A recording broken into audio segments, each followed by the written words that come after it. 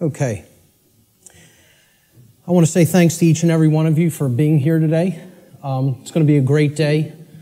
I'm going to go through what I consider to be the very heart of my material. And people ask me a lot. They say, you put out a lot of material on your website. What is the main thing? If you had to tell me the main thing that I should check out if I check out nothing else that's up there, what would it be? And I always tell them the same thing. It's the material on natural law. If nothing else, that's the material that you need to understand deeply. So that's what we're going to be covering here today in an extended presentation format. I want to go through a few things before we actually get started. So I call this section Before We Begin. And the word begin is actually important here because that's really what this presentation is actually about. It's initiation. This is an initiation into really, really deep, esoteric material that has been hidden from humanity for millennia. So I just want to ask people before we get started, how many of you are new or relatively new to my work? By a show of hands, please. That's excellent. This is great. That is great news. I am so glad to hear that. Okay? What I actually didn't want is to come here and talk to a bunch of people who are already totally familiar with my work and have already heard it. So this is great. Okay? How many of you here today feel that the human condition and life on earth for humanity right now is tolerable just the way that it is? By a show of hands. That's also pretty good because if that was the case, I was going to say, there's nothing for you here today. There's the door. Okay? So that's good, that we're all hungry for change. One of the big complaints I hear about my work, when I check in on forums or something or read some YouTube comments, many people will say, there's nothing new here. I've heard this before somewhere else. This person covers this. I've read this in this book. Well, ladies and gentlemen, I have news for you. There is nothing new here. I am not going to present anything new. I am not going to present anything that has not actually been in existence and will continue to be in existence. I'm not making up new material. I call myself, I would refer to myself, Art said it the other day, actually yesterday when we were having dinner. He said, I consider you an aggregator of material. And I love that term. I love that description of what I do. I am an aggregator. I bring things together into a tapestry and then help to explain it in simple and easy to understand terms so that people can readily absorb it, take it in, and then do something with that information. So you will not be seeing or hearing anything new here today, okay?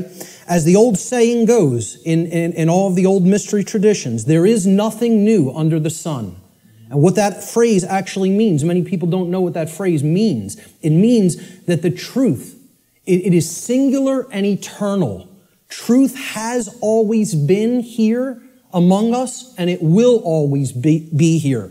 It is our perception that must be aligned with it. So there's nothing new you're going to hear today, okay? These are eternal truths that have always been here among us. Another aspect I want to cover before we get started is about my presentation style. This is another thing that I get a lot of complaints about, and it's something that I have no intention of changing. Okay? My presentation style has been described by some as extremely intense and at times even combative. This is a word many people will use to describe my presentation style. Some of you here today are very likely to be angered by some of the things you may hear me say during the duration of this seminar. And I say, so be it. That's okay. If you get angry, that's okay. The fact of the matter is that truth itself, by its very nature, is belligerent. And I'll actually be putting up a quote to that nature later on in the presentation. The reason truth is belligerent is because it actually is at war. It's at war with the lie. It's at war with deception. It's at war with mind control. So truth can be belligerent. Many people don't want to hear it when they first encounter it. So I tell people all the time, I don't do this. I don't present this information, okay, to be liked. I don't do this to make friends, okay? I'm not interested in making a whole bunch of new friends. If it happens, that's great, okay? But that's not the reason I do what I do. I don't do this to be popular. I don't do this to make money. It's not a popularity contest. Telling people many things that they don't want to hear is not going to make you popular, or it's not going to make you a whole lot of new friends, okay? So those aren't the reasons I do what I do. To be honest, and I tell people this, and sometimes they get upset by just hearing this, I don't even really want to do this, okay? I don't want to do this with my life. I don't want to do this with my time, okay? As I already know, understand, and live the information I'm going to present. So I get this. I know this, okay? I don't need to keep going over this over and over and over again for my own entertainment, okay? The reason that I actually do this is because I recognize that in a time of such overwhelming ignorance of this critical information, this information which is capable of saving humanity from its current condition, all right? The fact that I do already understand this information places me in a position of moral obligation and responsibility. That's why I do what I do. I'm in a position of moral obligation to speak this information to other people in an effort to help to get them to understand it and live it as well. And that is the reason I do this. Every person here today who wishes to take real world value, practical value from this seminar here today, I'm going to ask them to make a deliberate and conscious effort to do two things.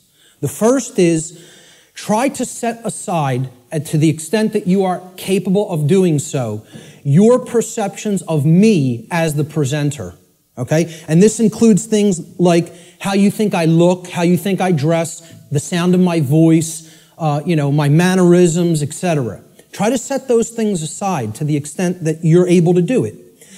And I know that's difficult for some. And I say this because paying attention to such trivialities will detract your own mental focus away from the information that is being presented today. And that's the worst thing that could happen, because it's the information that is important, not me. Try to ignore me and focus on the content. All right? The second thing I ask people to try to do is to be consciously aware of any of your own impulses that you may have here today, to immediately reject the information that is being presented in this seminar based solely upon your own initial emotional reaction, your initial emotional response to this information, okay?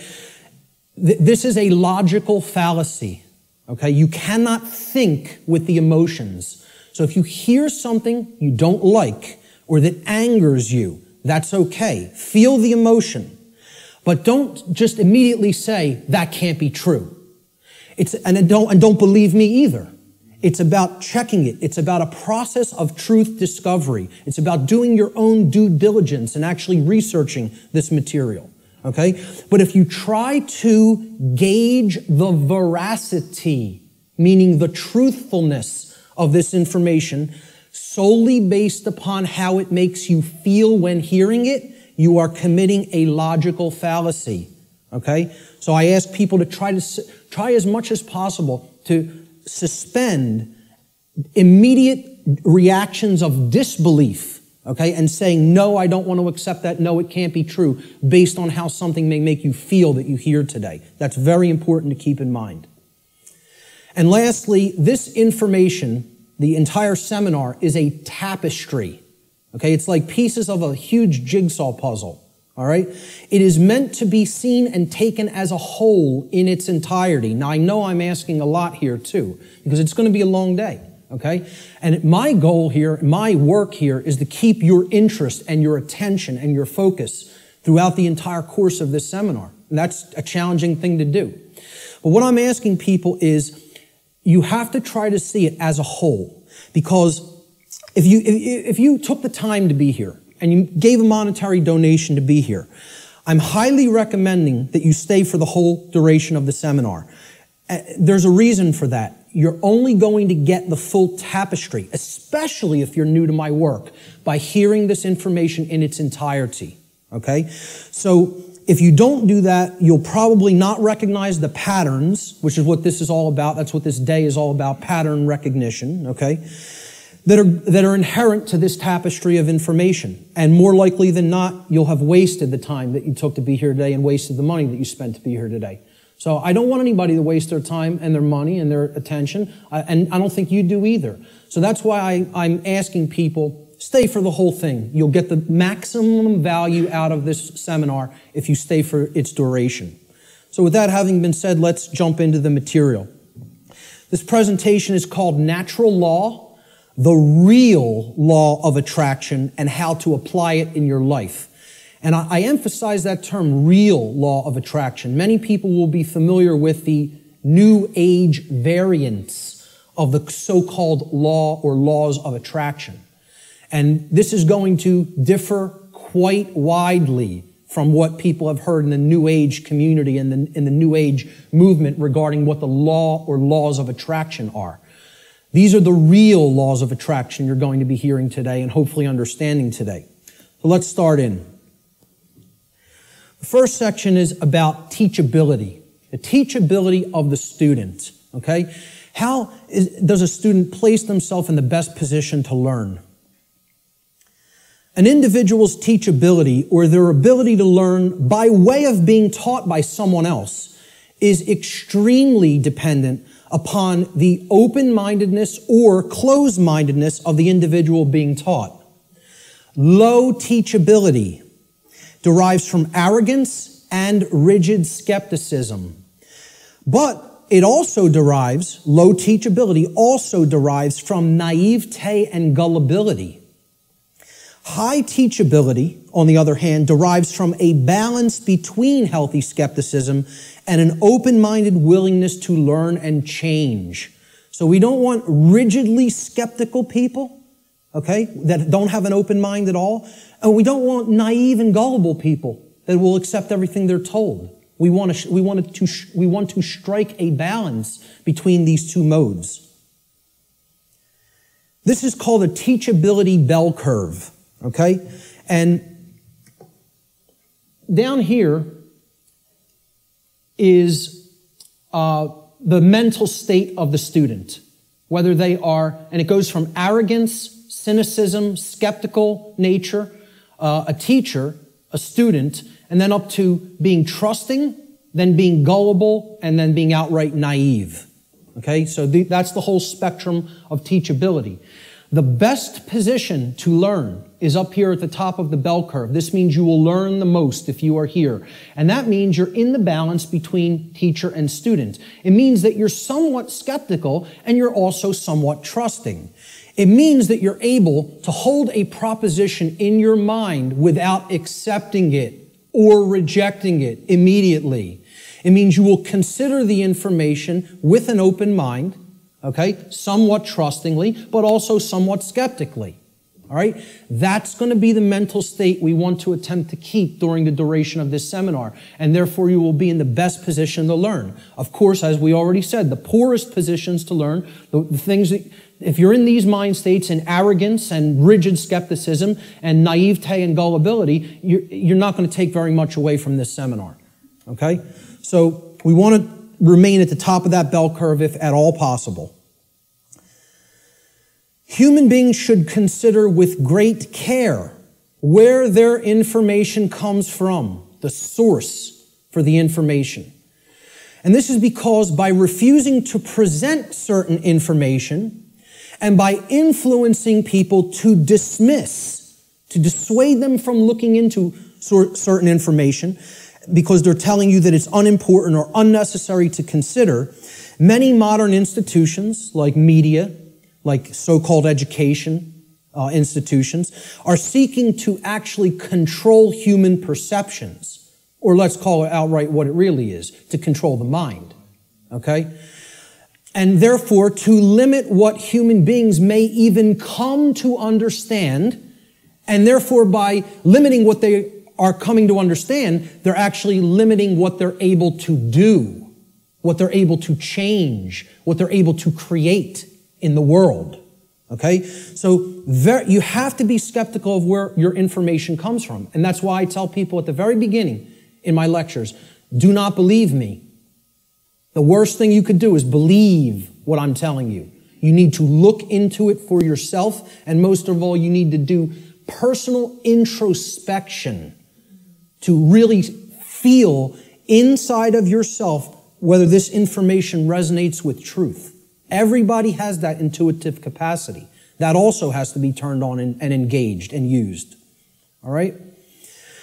If anybody is coming to this seminar from the perspective of modern, organized, institutional bodies, meaning political thought, political agendas, political organizations, religion, religious thought, religious organizations. I'm talking about organized religion here, okay? What I call scientism. Not real science, but scientism. Science as set up by institutional bodies to be rigidly skeptical belief systems that blot out anything that could possibly say anything to the contrary of their pre-existing beliefs. I call that scientism. Okay? And of course, the New Age movement, which you could group that in with religion. It's just it's for those who don't fall into the religious mindset. This is an alternative religion proposed for them, and they call it the New Age movement. And I tell people, please don't think this is going to concur with any of these belief systems, with any of these boxes for consciousness. This presentation is going to shatter these boxes. It stands outside of all of these because these are limiters for perception and thought. They want to place everything in a box, say nothing outside of this box is fit for human consumption, so do not go there. And as a result, they act as a mind control influence. The other and biggest limiter of the human perceptions and the mind, and ultimately of our behavior, is money itself. If you want to talk about the biggest religion, if these other religions aren't big enough and powerful enough for you, there's the one that is the ultimate power in the world, the ultimate religion, the God of this world, if you will. Okay? So what I'm basically saying here is if you're already in a mindset approaching the, let's call it the discovery of reality or the exploration of reality from any of these perspectives, you will be sorely disappointed here today by what you're going to hear. Because the information here falls well outside of any of these institutional limiters for consciousness. Okay? The requirements for creating change and the role of knowledge. Let's talk about these concepts for a moment.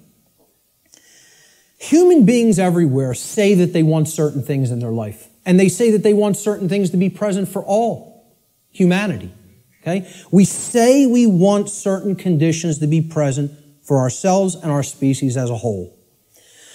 And we say we want things such as happiness, health, peace, prosperity, freedom, etc. And all these things are great things to aspire to. And we say we want them. Most people will say and tell you we want these things. All right? However, I don't really feel that they're truly being honest with themselves. Okay? They'll say they want them, but then when you tell them, well, those aren't automatic conditions. They don't just magically manifest. Okay? There are requirements for obtaining these conditions. Okay? And people wouldn't say they want these conditions if these conditions were already omnipresent. Right? They're saying that they want something because they don't have it at all, or at least in fullness.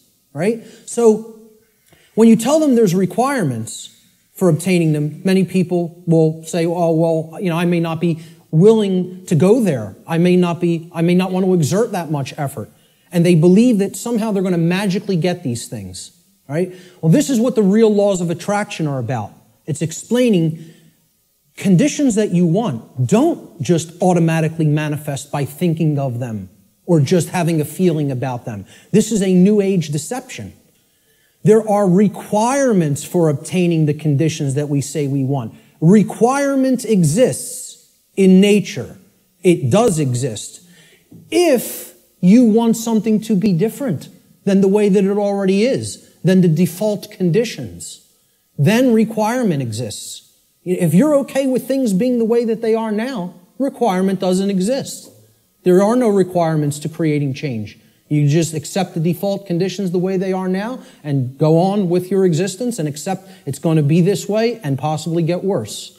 But if you want real change to happen, requirements exist. And this is what many New Age teachers will not tell you, or they'll outright deny that requirements exist for creating real change. Specific requirements exist in order for human beings to obtain the conditions that they say they want. If the requirements for obtaining those conditions are not met, those conditions do not just magically manifest by magical means automatically. That's not how it works, folks.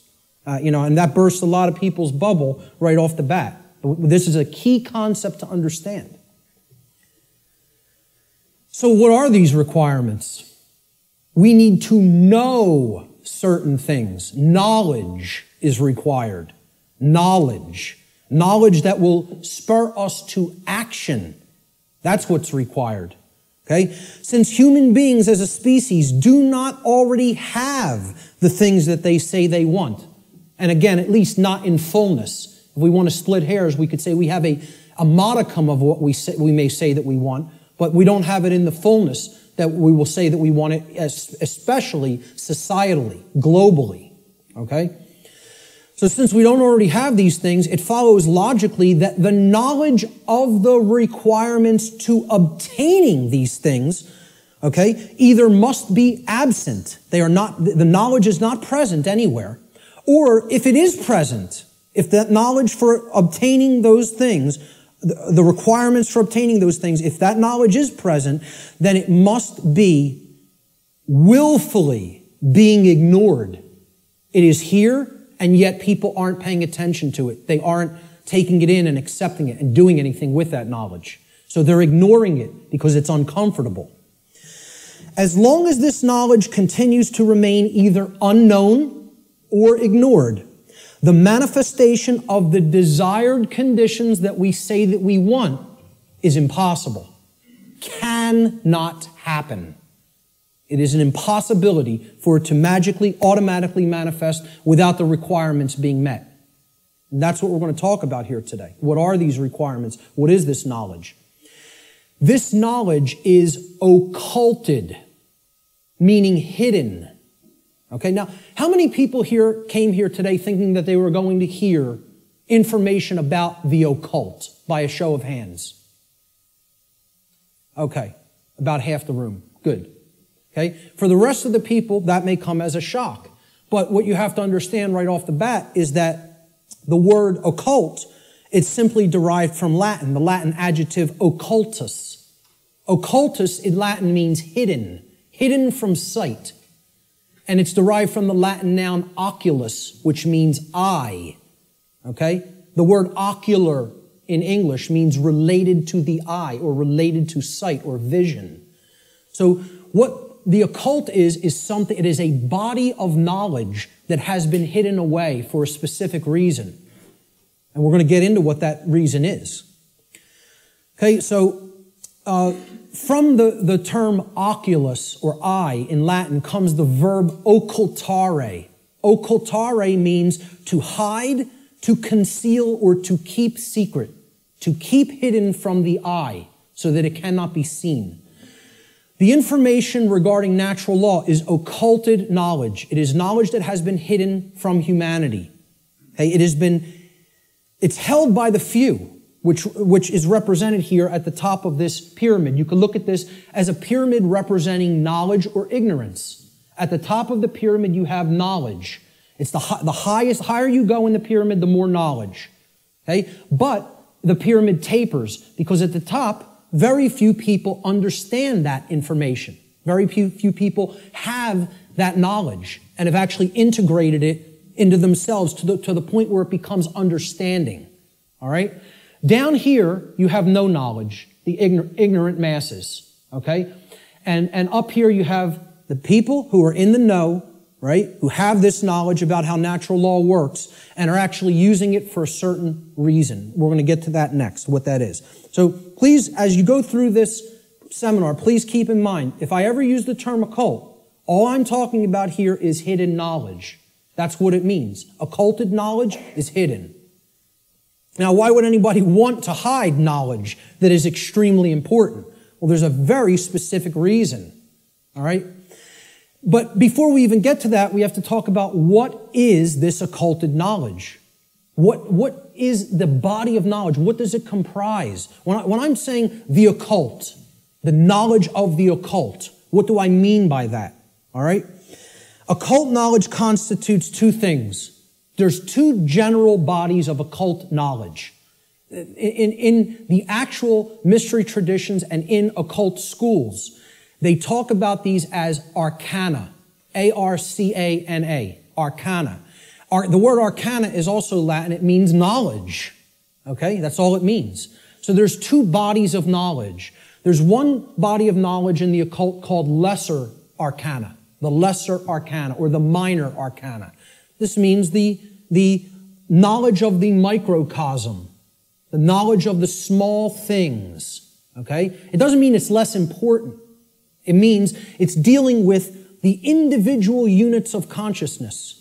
The human psyche, the psyche of the individual, okay? So the first major body of occult knowledge constitutes knowledge of human consciousness, how it works, how it operates, what our motivations are, things like that, okay? The second body of occult knowledge is called the greater arcana or the major arcana, all right? And again, this doesn't refer to that it's more important. It refers to, it is the macrocosmic understanding, the understanding of the very large laws of nature that govern the macrocosm, okay? So universal laws are part of the greater arcana of occult knowledge. And what I call here today, under the umbrella, the term natural law, falls into that second category of greater knowledge, the greater arcana of occult knowledge, okay? And what these natural laws are unseen and universal spiritual laws. We could talk about the word natural here too. Natural is derived from Egyptian and other Middle Eastern tradition languages, okay?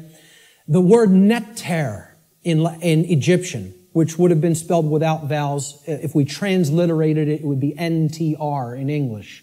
Neter means spirit in Egyptian, in ancient Egyptian. The suffix al, even in English today, but if you go back into Arabic languages and ancient Middle Eastern languages, al as a suffix actually means of or related to, or having come from. Okay, so natural. If you put these root words together, neter and al, right? It means of or related to the realm of spirit, of or related to God, actually. The word neter also meant God, spirit or God. Okay? So this is the spiritual domain, the laws that actually are operating in the unseen realm. Okay? Now, they manifest in the physical realm. We're going to talk about that. Okay? Because that's the operation that it trickles down from. It starts in the spiritual domain and then it manifests in the physical domain. All right? So it's important to understand these two bodies of knowledge. The lesser arcana, okay, is about the monad or the individuated unit of consciousness of the human being. And then the greater knowledge is about the laws that govern the macrocosmic universe. All right? So what these laws do, this body of the workings of nature that I am calling under the umbrella natural law, they're universal spiritual laws which govern the consequences of behavior. They govern the consequences of behavior. And I would add a caveat to that. They govern the consequences of behavior for intelligent species, for beings that are capable of coming to their understanding. Okay? I would delineate that from like the animal kingdom. Okay? The animal kingdom is not held to the same standard as human beings when it comes to this body of information, because I don't think you're going to sit down with your cat and explain natural law to it. Okay? So when people say, well, why doesn't the animal kingdom held to account in the same way that human beings are. It's because, surprise, surprise, we don't share the same level of consciousness. Okay? There is differences in levels of consciousness and abilities to comprehend information and to actually know how something works. Just like you will not be explaining physics to your dog anytime soon, okay? You're not going to explain natural law to the animal kingdom and have them grasp it because they're not at the same level of consciousness as we are. Okay? So we are held to a different account when it comes to natural law. It governs human behavior. It would be an easy way of saying it. This body of knowledge has actually been called consequentialism by past researchers and teachers. And I have no problem with that term. I've actually looked into consequentialism, and it's quite similar, okay, in its scope and what it teaches. It's been called karma, karmic law, in many Middle Eastern and Eastern traditions, okay? And I have no problem with that term for it either. It has been called in some of the Western traditions and Christian traditions moral law, and I have no problem with that term either. Religionists have called it God's law, and I have no problem with that term either. I have no problem with any of these terms being applied to the umbrella of natural law, because that is essentially what it is. But we're going to get deeply into how it works and operates in our lives here today. Why is this knowledge hidden away from people? To what ends? The knowledge of the occult, the hidden knowledge about how natural law works and how consciousness works, is not commonly known. That's why it's not the exoteric. It's not given to the masses. It's the esoteric. It is reserved for the few. And there's a reason for that. It's been deliberately hidden away and kept from the general public in order to create and maintain a power differential. Because if someone else is an extreme level of knowledge, and they know how something works, like something as trivial as how human consciousness works, how human motivations work, how human perceptions work, how human beings can be manipulated. If somebody has deep knowledge of that information, and there's a whole bunch of people over here who have not one iota of how that works, what kind of a number do you think somebody can do on people like that? See, the way I ask people to look at this is real simple. Imagine a very, very, very advanced psychologist at the top of his field, wrote all the textbooks, okay? And he's got a house out in the burbs. He comes into the university. He's got tenure, okay? He's got the trophy wife, the house out in the suburbs, the 3-car garage, driving the Lexus into work at his tenured job. And he finds out that his trophy wife is having an affair because she's bored. She's not satisfied with him at home. And it's maybe the 19-year-old, captain of the local high school football team or something. He's a senior. He's a star football player, right? The jock, yeah. And she has a fling with him. Well, what if he decides, I'm going to become buddy-buddy with my boy here after finding out about his wife's affair? And this kid, this punk, who's cheating on, my wife's cheating on me with, he knows nothing. He doesn't study the mind. He doesn't know anything even about himself. He watches TV 6 hours a day, plays violent video games, is obsessed with football, What kind of a number you think that psychologist can do on that kid? Total number. That's the answer, exactly. That's right. He could do a total number on him. He can gain his confidence. He can get into his head. And I guarantee you give him a little bit of time, he could screw up his life based on what he knows and how he would be able to manipulate based on his hatred of that person. Well, guess what? That's the position humanity's in. We're that punk jock. And I'm not saying we necessarily did something to deserve it, but we're in that same position where the people with this knowledge at the highest levels, they hate us. And they're doing a total number on us because we don't have this knowledge. And until that changes, don't expect the playing field to be leveled. Expect it to get worse. Okay? The knowledge is hidden to create and maintain a power differential. between those who hold it and those who are ignorant of it. It's that simple. The knowledge of natural law and its operations constitutes what I call the most deeply occulted or hidden information that exists on this planet. You will not find any more hidden information. This is the thing that all the distractions are there for, to keep you from learning. The endless trivialities, the nonsense you hear on the news, all the video games, all of the nonsense television, the sports, it's all there to keep people from understanding this. And I can't get you to accept that or believe it, and I don't ask you to believe it. I'm telling you that's what they're trying to, from my years of being inside occult traditions that are very, very dark. I'm telling you, this is what they don't want you to know. From firsthand experience. How many people here today know that I was involved in the dark occult in my past? Good. Great. Okay. The powers that be want to seek to keep this information hidden from the people of the earth at all costs, because understanding this information about natural law will level the playing field and put an end to the currently entrenched systems of control that are operating on the earth.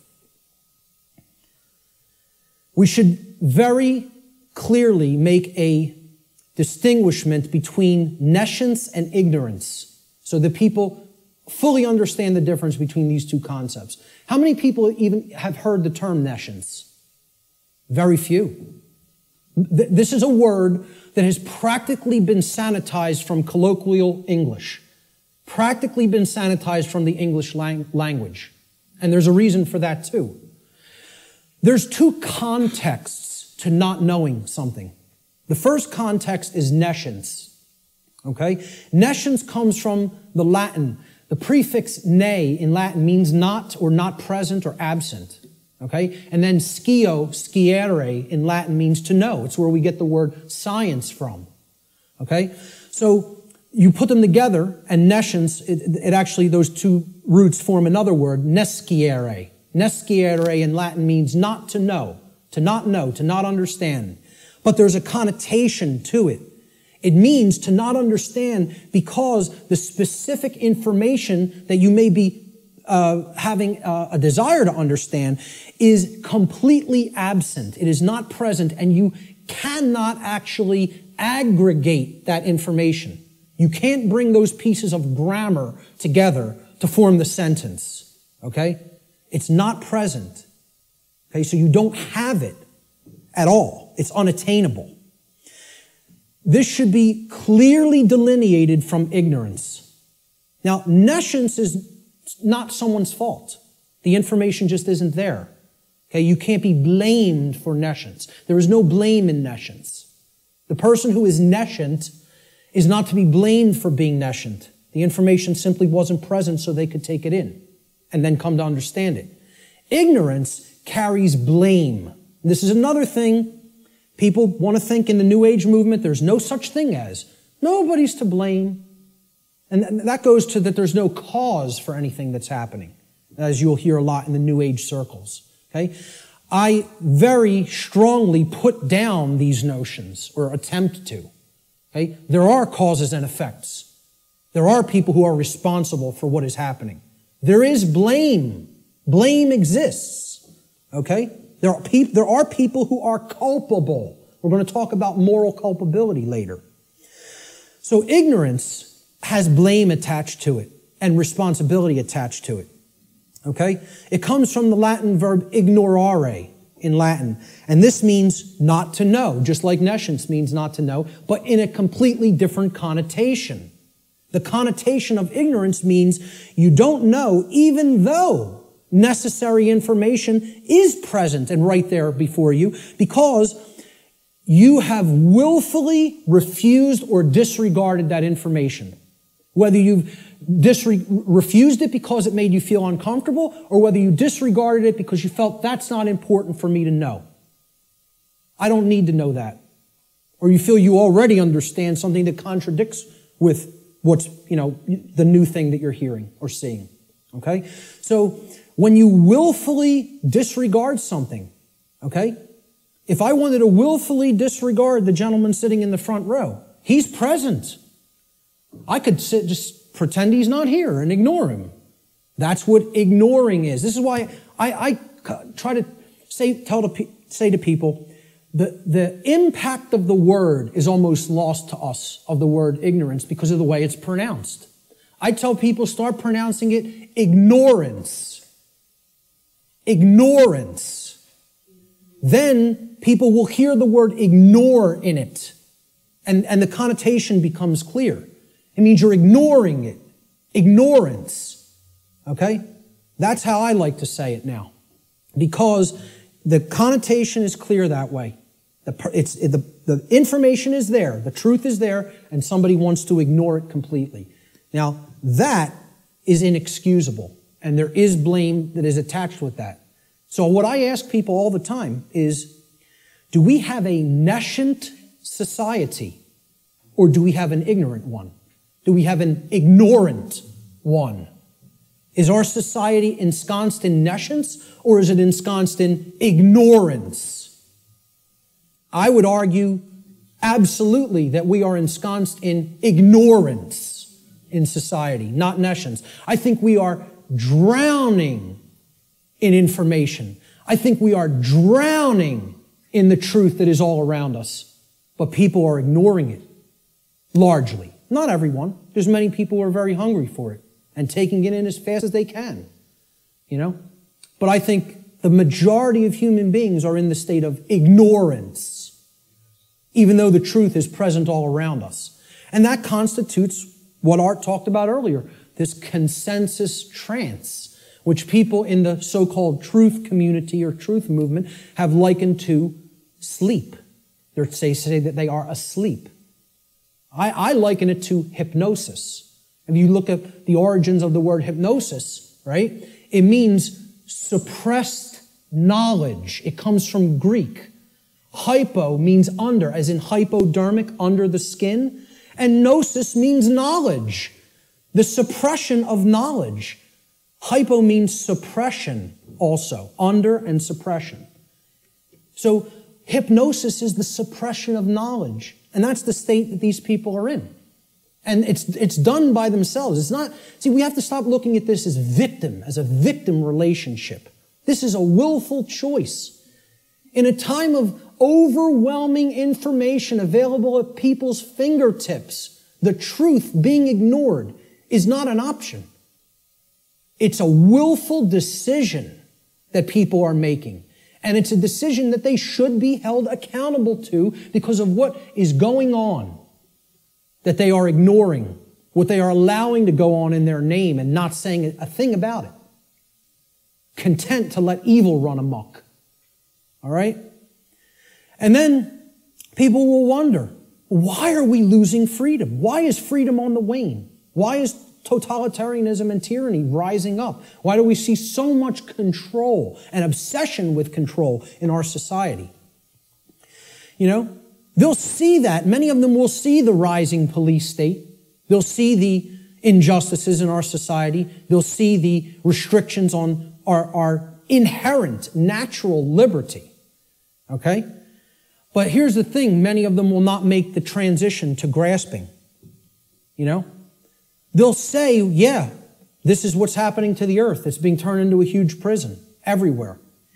And at the most rapid pace right here in America. Okay? And they'll see this lock going onto the cage. But the question that they never get to, they don't even get to the question, let alone the answer, is why? They'll talk about the symptoms. They'll describe the prison. They'll describe every corner of the cage accurately in many cases. They can tell you exactly how it's working. They can tell you all the different aspects of the control system. But they can't tell you why it's actually going into place. Why is that happening? Well, that's what this presentation answers. Why are we losing freedom? And it gets to the actual heart of that answer. So what this presentation constitutes is a master key that unlocks all the locks to all the doors on all the cages in the prison, if it is accepted. And once again, I don't tell you that belief is required for that, because truth is always present. It's always here. It's a matter of, will we perceive it as being present, acknowledge it's present by stop ignoring it, okay, and then accept it into ourselves, and then do something with it. Understanding is not the end. Taking in the knowledge and understanding it is the beginning. Action is required. See, knowledge is required, understanding is required, but then action is finally required. Above all, if change is to be created. And that's how the laws of attraction really work. So, will people as a whole, as a society, accept that master key? I can't answer that question. All I could do is try to place it into their hands. After I have taken that key and unlocked my personal prison, my personal cages, and freed my mind, all I can do is try to help people to see, here's how this key works. Here it is. Here's the information that constitutes that key. And here's how you put it to work in your life. That's all I can do. Can't make anybody take it. Let's look at what problem solving entails, because that's really critical to understand if we're going to get past this stage and where we're at in our stifled evolutionary development as a species. There's a few main steps to solving problems, any problem. Doesn't matter what the nature of the problem is. The first is you have to recognize that the problem exists. Recognize that there is a problem to begin with. And I think by asking the question, is everybody content with the way things are? And nobody raised their hand. I think that's great, because it at least acknowledges to me the people here today recognize we have a problem. And that's healthy. That's good. Okay? Many people out there don't believe we have a problem. You know, they like this place. They like the world the way that it is. You know, which is unfathomable to me, because to me it's a living hell. And that's not because of how my own personal life is going. I'm very content with my own personal life. I have no self-inflicted suffering in my personal life. I don't create problems for myself. My life goes on very well according to how I live it without hurting anybody else. The problem is other people. And that's another thing the New Agers won't acknowledge, and they'll flip out if you say that there's a problem with someone else. There are problems with other people, okay? And people will say people in glass houses shouldn't throw stones. My glass house has been taken down long since, long time ago, because I went through all that personal introspective work. And I dug deep into my subconscious and faced those problems and confronted them head on and healed them. And came out of the mindset that I was once in. Okay? So, you know, people will say, if there's something you don't like, you're seeing in other people, that's something in yourself that you're seeing in them. This is New Age mumbo-jumbo nonsense, okay? If you're not part of the problem, I'm not part of this problem. I can say that honestly. I'm not part of this problem. I can look at every single person, anybody who's watching this, and say, I'm not part of the problem that's happening on the earth. With all honesty and knowing that I am telling the truth with that. Okay? But see, at one point, I was part of the problem. And a big part of the problem.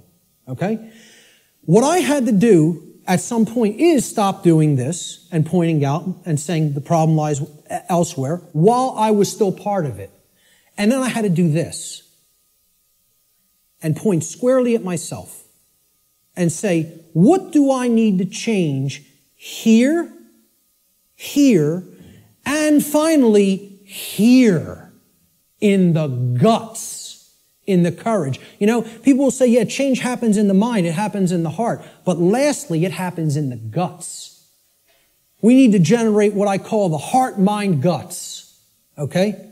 You got to care enough to know and then put it into action. The heart, mind, guts. Okay? That taking action is the most important step when it comes to creating change. And we're going to get to that in a moment. But the whole point here is I had to look at what I needed to change about myself in my thoughts, my emotions, and my actions, and then change those things in myself. This is what most people want to run away from.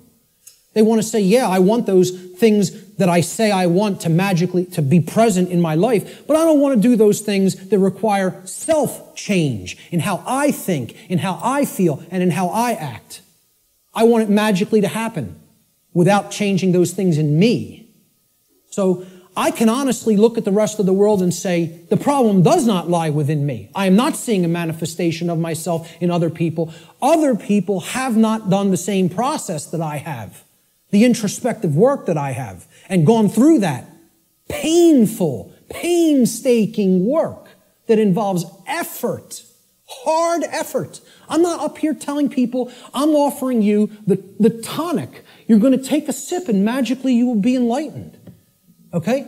Knowing what's going on in the world is hard work. It involves destruction. It's a destructive process. It involves destruction of belief systems. It involves completely breaking down barriers that are in your head. Okay? Hardly anybody wants to do that work. People want to run 1,000,000 miles an hour in the opposite direction from that work. Anything but that. I'll take the grave instead of that. Okay? That's where most people's heads are at. All right? So let's get back to the steps here for problem solving. The first is you got to recognize that there's a problem. If you are in denial, good luck. Let me know how that works out for you. Because you're not solving any problem in a state of denial at all. Fear-based denial of the problem must first be dealt with and conquered and stamped out. And you have to acknowledge how bad it is. You know?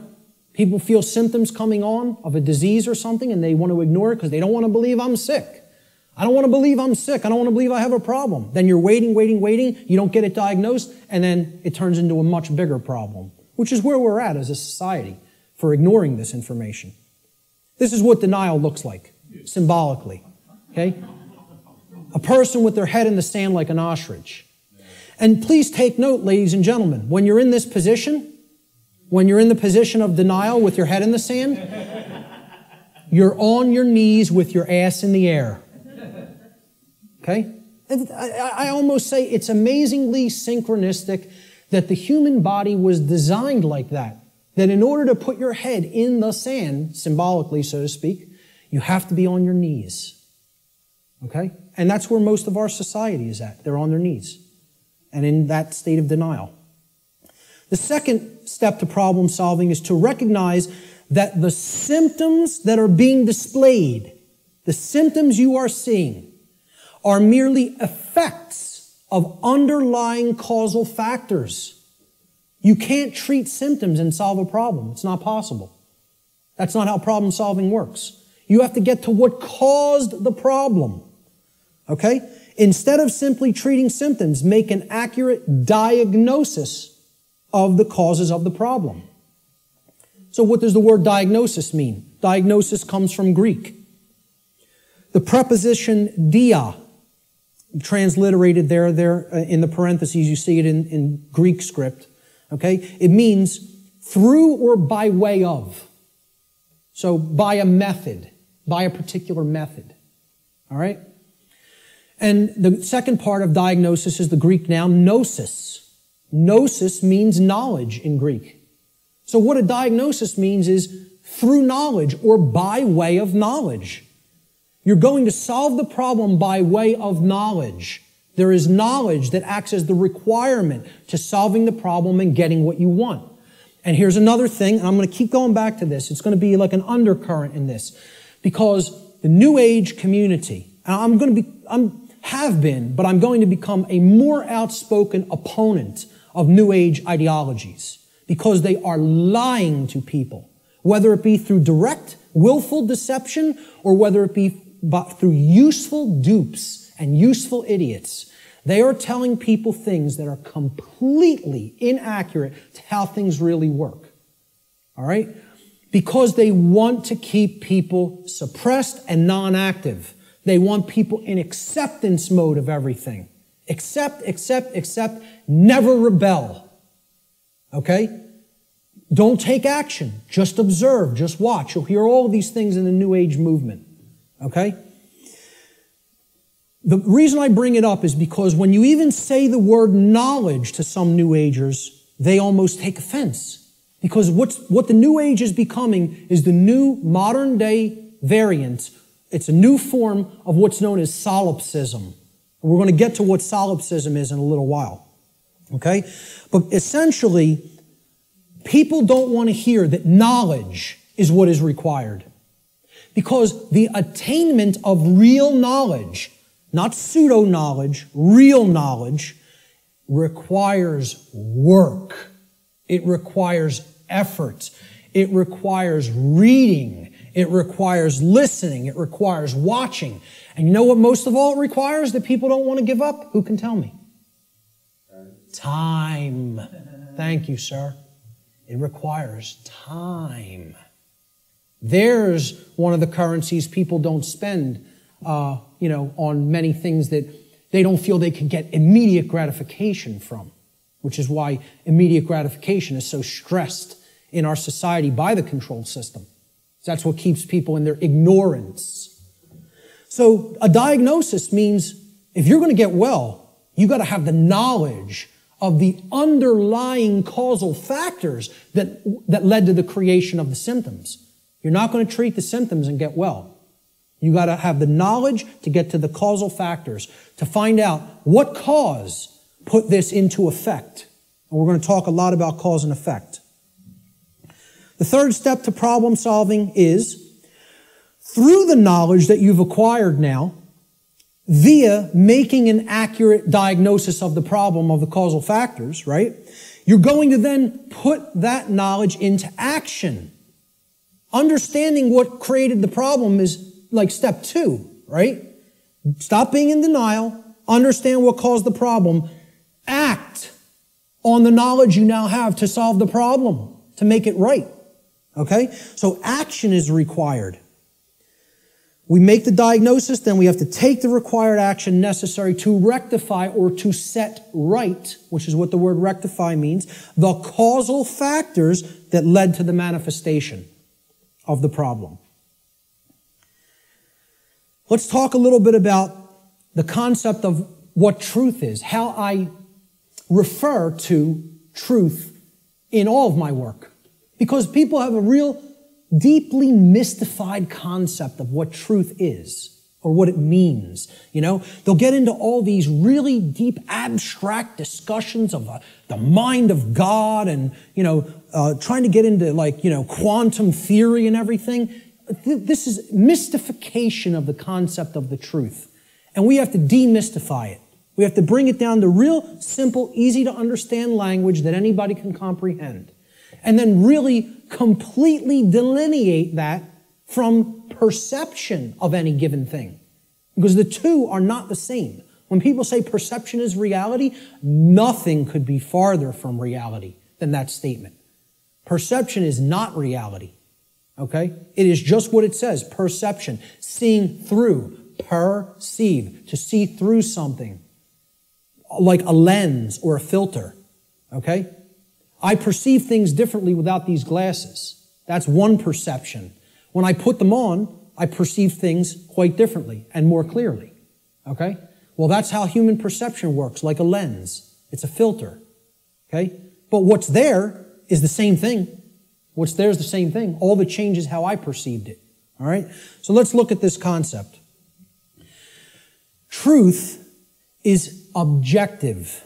That means that it's not dependent upon the perceptions of human beings. No one wants to hear that. That is a direct assault, a direct frontal assault on the human ego. Because everybody wants to hear, my perceptions are important. And we want to also believe my perceptions are accurate. Okay? Now people will say, well, what makes you say your perception of this topic is going to be accurate? That's because I went through the process of having to admit over and over and over and over and over again, endlessly, how wrong I was about my former perceptions. I went through that destructive process of breaking down my former belief systems, of breaking down my former emotional patterns, of most of all, changing my behavior. That's the thing that's the most destructive because we get attached to our behaviors and patterns. So asking people to change, I recognize it's not easy. It took me probably about 8 years of my life to do it. Most people don't want to spend a minute on creating personal change, let alone 8 years. And, when I look at myself, in all honesty, again, none of this is to sound egoic or to toot my own horn, but I look at it like I was a mild case of ego entrapment, a mild case compared to where I see other people at. I feel like I was the, very brittle stone that just needed to be hit with a chisel a few times and it broke into powder. Other people are hardened granite or diamond. To break them down is going to take enormous effort and work. And most of them don't even want to do it. They're so calcified, they've been so compressed into that hardened state that they don't even want to start. So I realize telling people your perceptions are not what really matters, that truth isn't based upon how you perceive things, that it's independent from your perceptions. Most people don't want to hear that. They don't want to hear that. Human beings' perceptions are capable of wavering.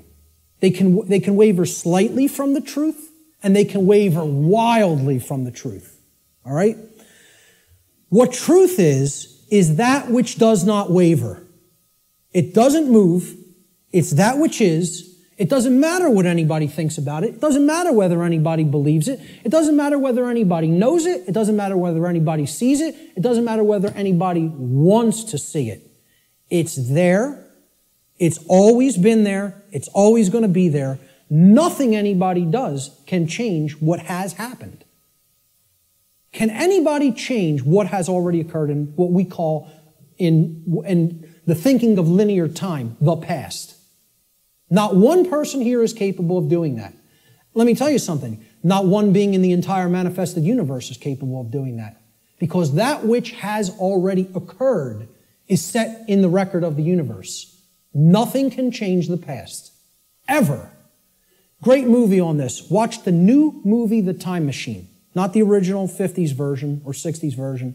The new one. I think it came out in late 90s or early 2000s. Okay? This movie got crushed in reviews.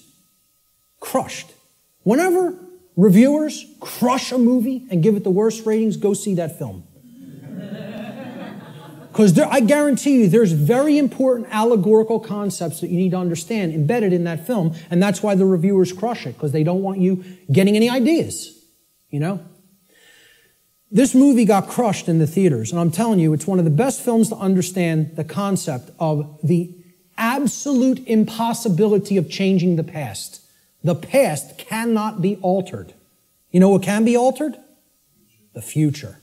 That's what that movie's about. And you know where the alteration of the future begins?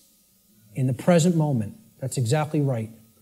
That's the only place it begins. Okay? So what truth is, the demystified concept of truth, is it's simply that which already exists. It's that which has happened in the past and is happening in the present moment. The truth does not exist in the future. When we get to those future moments and it's the present, truth will be existent then, but not until, okay?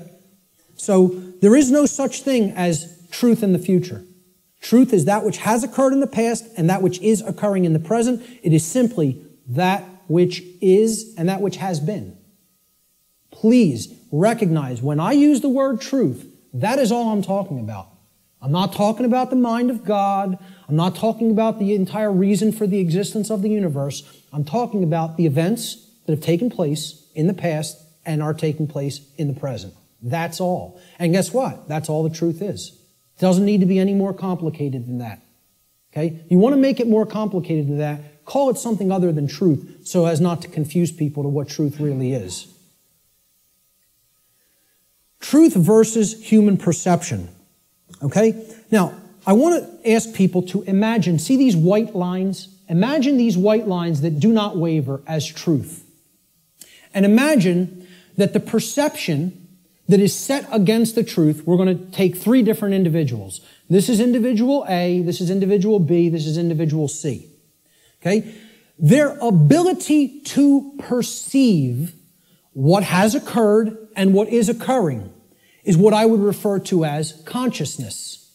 Okay?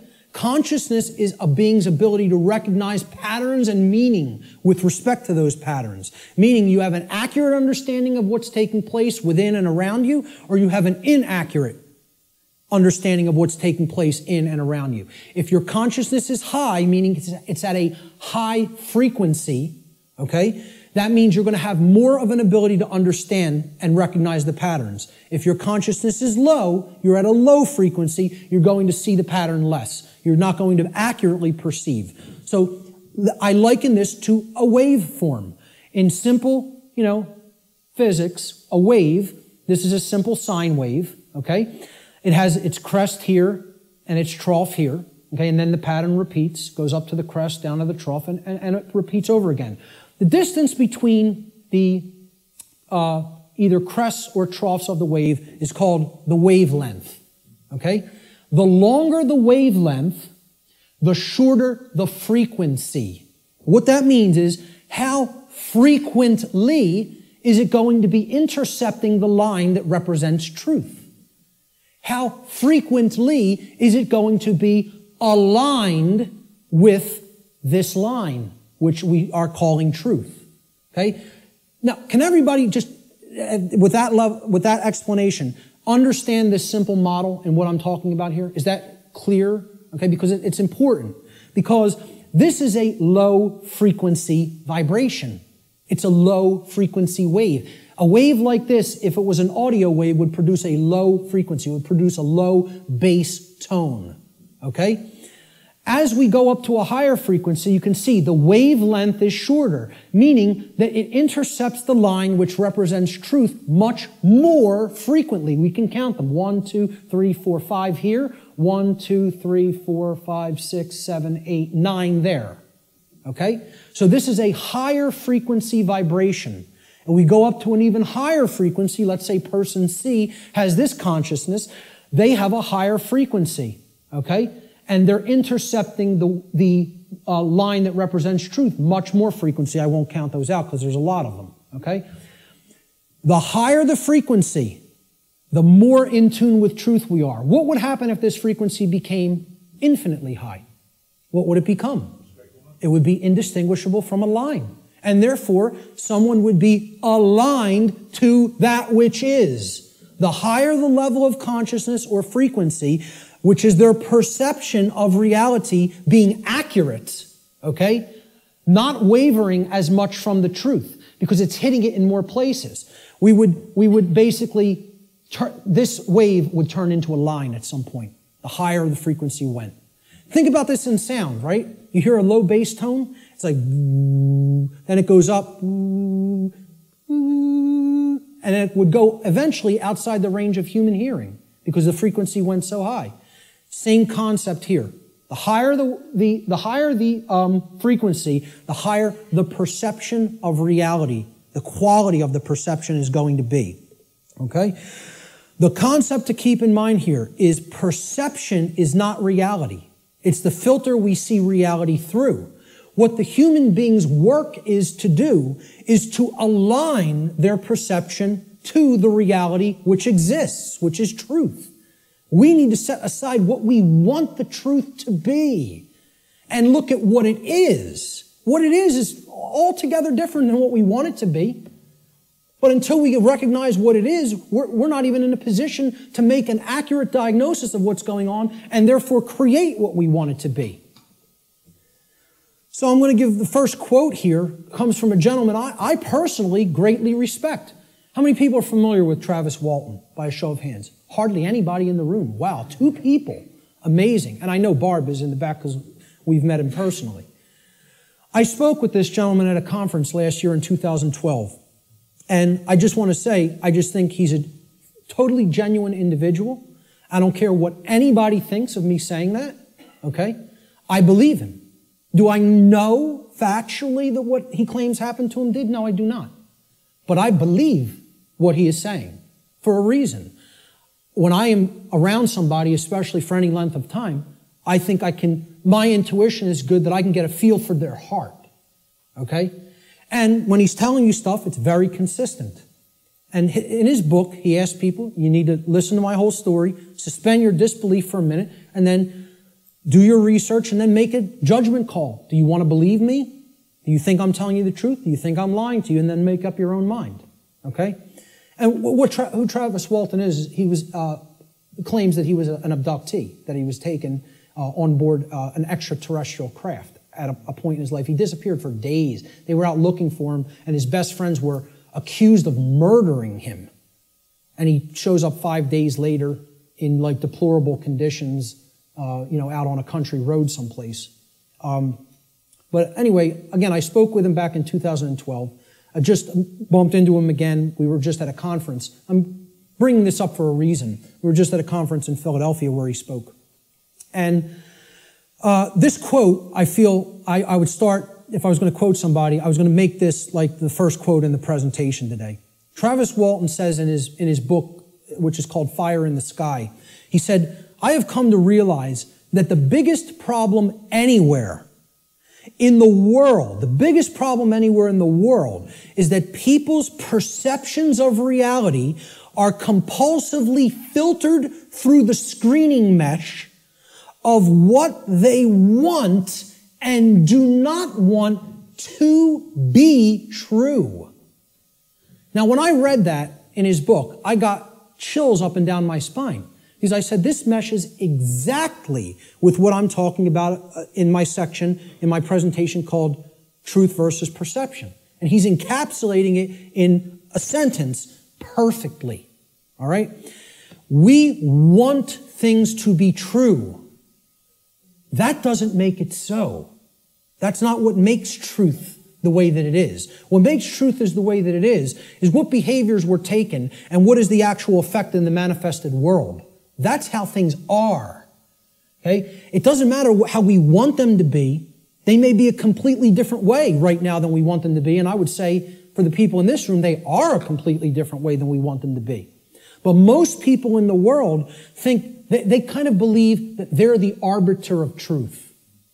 And that's a bad place to be in. That's a very, very low level of consciousness. To think that if I don't believe that it's this way, it's not this way. Many people are trapped in that state of mind. Okay?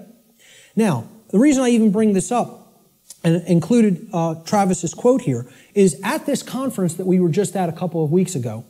Okay? I didn't speak at it. I tabled at it.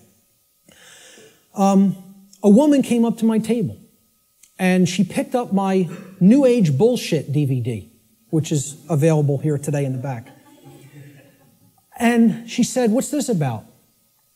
With a real skeptical look. And I explained, well, it's a 7-hour extended video podcast that has many, many slides, okay?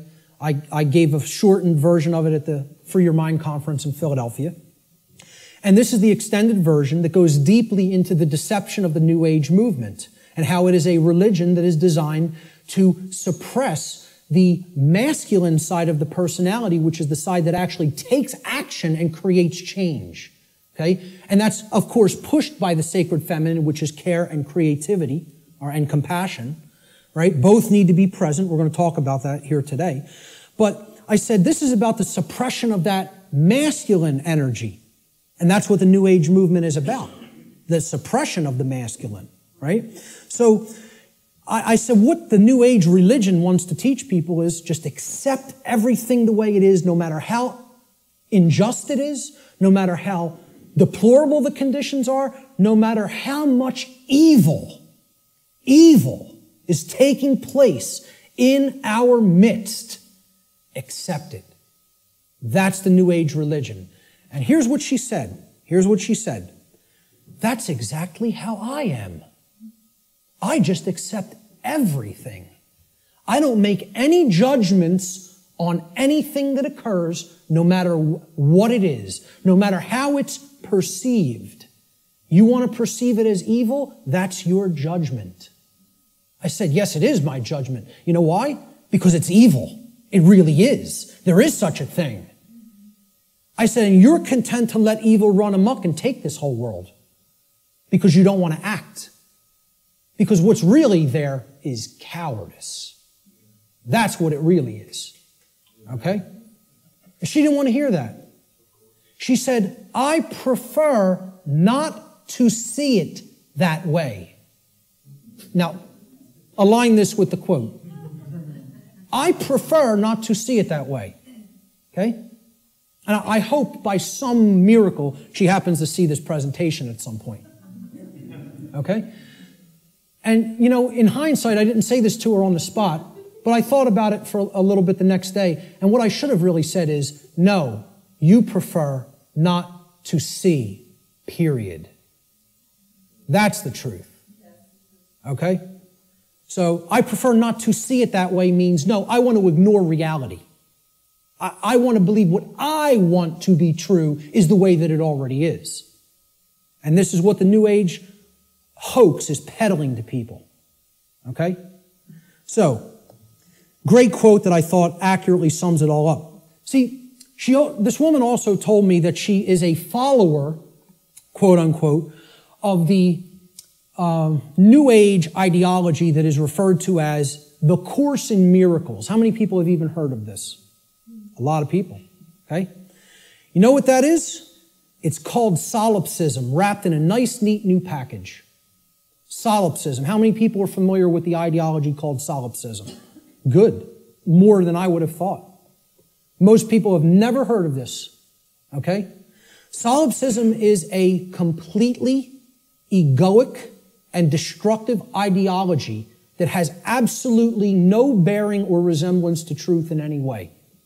And the people who are solipsists are mentally ill. I'm not even going to provide any evidence of that. I'm telling you, you need to research this religion and sickness for yourself. It's a mental illness. A solipsist is a mentally ill person who should probably be somehow removed, segregated from society, and institutionalized until they are made well, because they are a destructive influence on society. This is what I focused on podcast number 1 of my podcast series and radio shows. I went into the ideology of what solipsism is and how destructive it is and how it's a religion. Okay? What this is, well, first of all, let's look at the word. And you'll notice I'll be breaking down words all day long. Because if you don't understand where words came from, you don't really understand what they really were intended to mean. Regardless of whatever connotation they may have taken on in the modern world, the intended meaning of the word, the original meaning, is derived from its etymological derivation. You need to go into the ancient languages, Latin and Greek roots and other languages, Germanic, Arabic, etc., and you need to break down the words from their etymological origins. Then you will understand their real meaning. And I'm telling you, you do this, and the top of your head will blow off by what you will find, by what words we speak on a daily basis actually mean, and we have no idea what they mean. Okay? So the word solipsism comes from the Latin adjective solus, which means alone or one.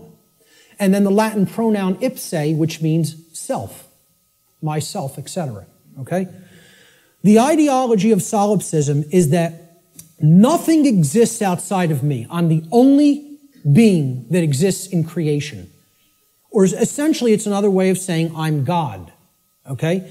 That my perception is the only real perception and no one else is here. Now imagine that. Now, what I'm essentially telling the audience here today is your perceptions are not the truth. You have to work to align your perceptions with the truth. That's damaging enough to the human ego, okay? If I just said, none of you exist, I'm only perceiving your existence, I'm the only one who exists, imagine how egoic that statement is, and actually how demoralizing it is to other people. You're even telling them, I don't even consider that you exist. That's what a solipsist is. They believe the universe is a big illusion created somehow for their amusement. And that there's no objective reality that you don't exist, you don't exist, you don't exist, you don't exist. I'm the only one who exists. And that's not mental illness. We don't diagnose that as mental illness. Okay? I don't care if you want to accept the notion everything is one. I personally accept that notion. I do accept that we are all one. That doesn't mean you're not existent in the physical domain right now as I'm talking to you. Of course we all exist here. We are in the physical domain, okay? The whole point is these people want to believe the entire physical domain is such an illusion that nothing that takes place in it matters or has any significance and should just be watched and nothing should be done to change it. And let me explain what this is, folks. When I was a Satanist, okay, and I was working inside the Church of Satan and other dark occult organizations, they have a set of sins, believe it or not. They don't look at them as sins in the same way that, religionists look at sin. But they have the things that, these are behaviors and thought patterns that should not be engaged in by the dark occultist themselves, by the magician, if you will. You are not to engage in these behaviors, but we are to peddle them to other people. We are to get them to engage in these behaviors. Okay? You know what the first one is? No, it's not. That's the second or third. I think it's the third, if I'm not mistaken. I don't have the list handy. But the first one is stupidity. That's the first satanic sin. Okay? For the dark occultist. But they want other people in deep stupidity. They want other people in deep ignorance. The idea here is we will know it all. We will know the truth so that we can control others and keep them a dumbed down herd. Okay? There's a bunch of other ones, but I think the second or third is solipsism. Solipsism is one of the biggest sin for Satanists and dark Luciferians and dark occultists. They don't want any of their membership believing in this mental illness nonsense. Okay? But they want to propagate it and peddle it. They want to do that. And they told me personally, higher ups in this network told me personally when I was working with them, wait until you see the New Age books that our membership, will be writing, or either writing ourselves or putting into the hands of useful dupes to write and put out there. We'll be giving them the idea, they'll write it for us, put it out there as their own idea. And they said, we are going to propagate and peddle solipsism like you have never seen. And you know what? When they say something, they do it. I'm serious. They're aligned. Their act is together. They act on the same page. And for that, I have respect for them as an enemy. And I don't take anything they do lightly. I recognize they have the will. They're not like the rest of humanity. They align their thoughts, their knowledge, with their version of care. It's not like our emotionally based care, but they care about what they're doing, and then they act. And when they act in concert, and they get it done. Okay? I'm not saying, I agree with any of their agenda, because I don't, and I'm trying to stop it. But I have respect for their unity. They are unified and on the same page, and humanity is not. And that's why, in all honesty, we're having our rear ends handed to us in this spiritual battle right now. At least right now. Solipsism is the ideology that only one's mind is sure to exist. Solipsists contend that knowledge of anything that is outside of one's own mind is unsure, and hence there is no such thing as objective truth. Okay? No such thing as objective truth. And therefore, nothing about the external world and its workings can actually ever be known. Just think about that statement. It's saying no one can ever know anything. You cannot come to know anything at all. There is no such thing as knowledge.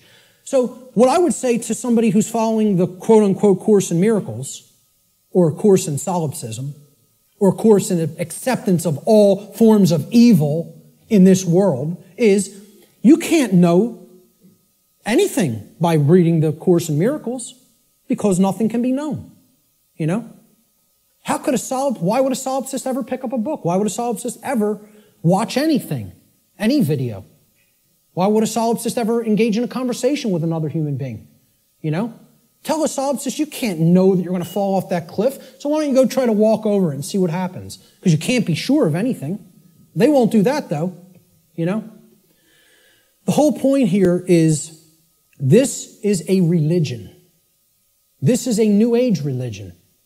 And I'm telling you who it's peddled by. It's peddled by the occultists who have the knowledge of how natural law works and are trying to put out whatever ideologies they can, destructive ideologies they can, to get people not to understand it. Or to even go so far as to believe that nothing can be understood. Why would you bother to look into natural law? Nothing can be known. It's unbelievable that anybody would be so gullible and naive to fall into this mindset. Let me just tell you what it really is. It's a person who has given up on life. They feel that it's so difficult to know anything and they don't want to do the work to come to that level of knowledge that they've just said, I don't believe it can be known. That makes me feel more comfortable in my ignorance and laziness. That's the truth about what solipsism is. Okay? And that's the truth about my friend I bumped into at the MUFON conference. And I'd say that to her face. Okay? So, we have to realize we're battling this force. This religion is on the rise. Solipsism is on the rise.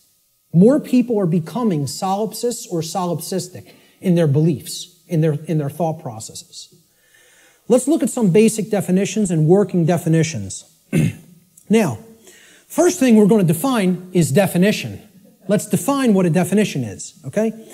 A definition is an exact statement, a statement of the exact meaning of a word, all right? We're looking for an exact meaning, not a connotation, not a maybe or a like or a somewhat. We're looking to narrow the focus. That's why it definites it. It makes it finite. We're taking it not infinite, we're finiting it. We're making it finite, okay? We're actually limiting through words what something means so we can be clearer about what we're saying, okay? It's an exact statement or description of the nature, scope, or meaning of something. Another way we could look at a definition when we're talking about visual or audio definition is it's the degree of distinctness or clarity of an object, image, or sound, okay? So why do people buy HD TV sets? They want higher definition. They want a higher clarity of the picture, okay?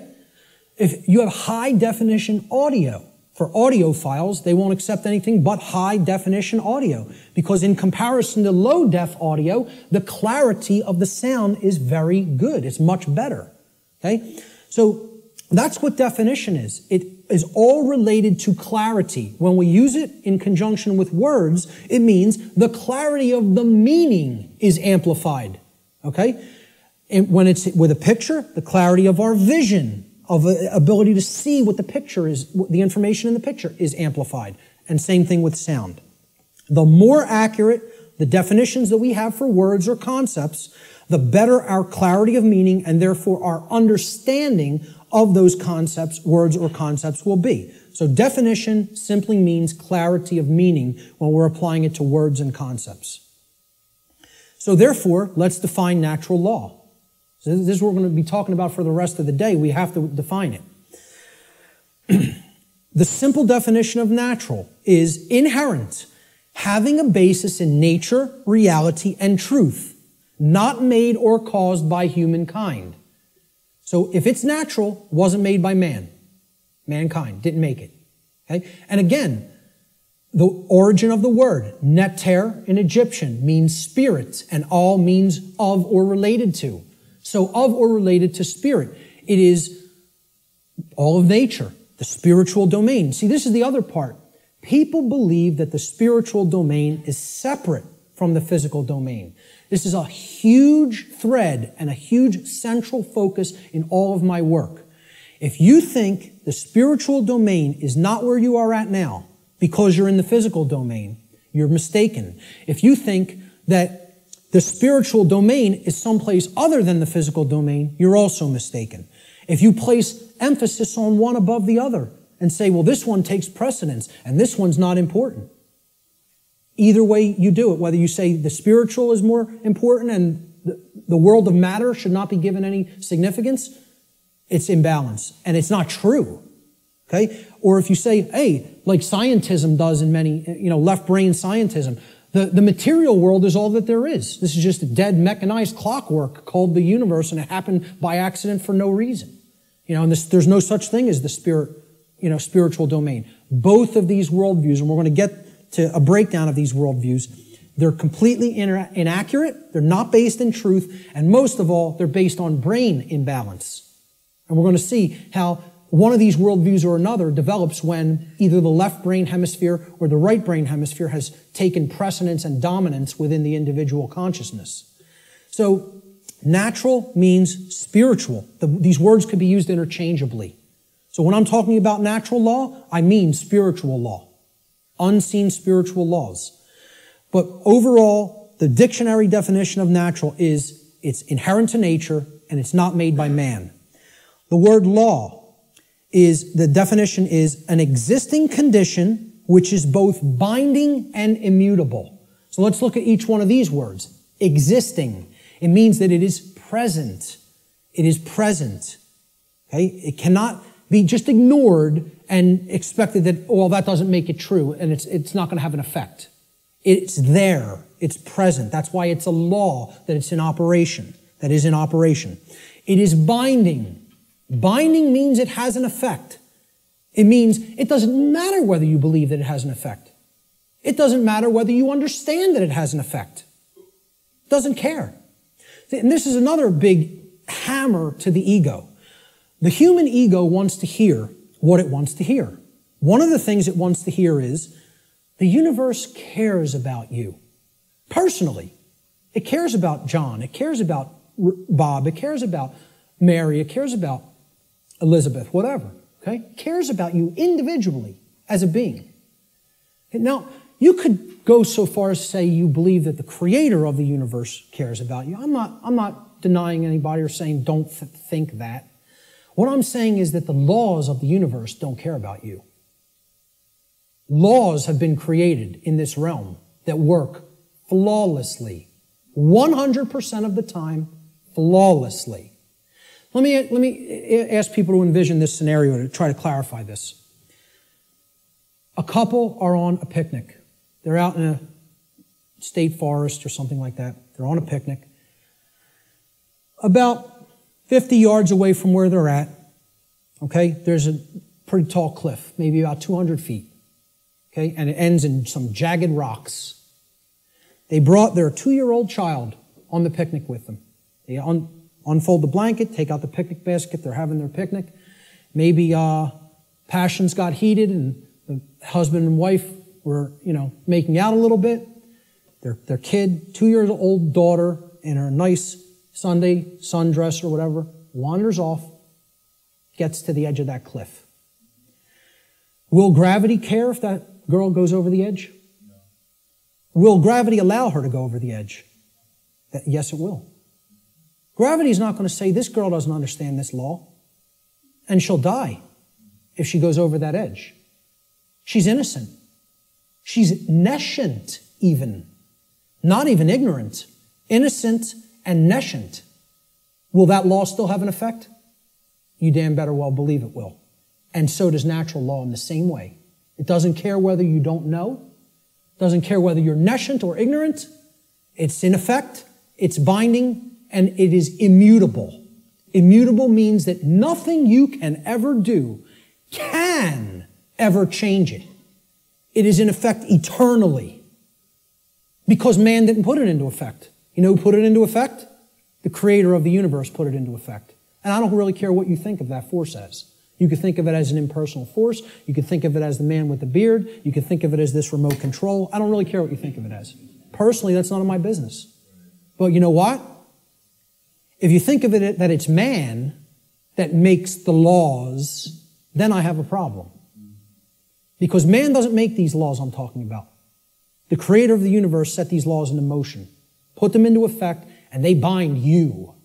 You and I are bound by these laws, whether we like it or not, whether we accept it or not, whether we understand it or not, they're in effect, and you are already creating the reality that we are experiencing based upon interaction with these unseen laws. Already. You're already doing it. You can never not be doing it. That's an impossibility. Okay? You're always co-creating in harmony, in cooperation, I should say. Whether it's in harmony or opposition is a different story. In cooperation with these spiritual laws that I'm going to talk about, you are already creating in cooperation with them and can never not do so as long as you exist in the physical domain. Okay? So that's what the simple definitions that we're working forward with. Natural law doesn't mean anything other than this. That's it. It means, so let's put them together. Inherent, existing conditions. Conditions that exist in nature which are both binding and immutable. They have an effect whether they're understood or not, and they cannot be changed. So what would be our requirement of knowledge here? What do you think should be done? If we are always working with these, do you think we're going to create something that is wise to create, that is good, that is in alignment with what we say we want if we don't know how these laws operate? You know what's going to be created? A mess. Total chaos. Something you don't want. Something that leads to enormous suffering, which is where we're at. If, on the other hand, you have that knowledge of how these things work, then you align your behavior to them, you're going to create a whole new different ballgame. And then you're going to not have self-inflicted suffering. Okay?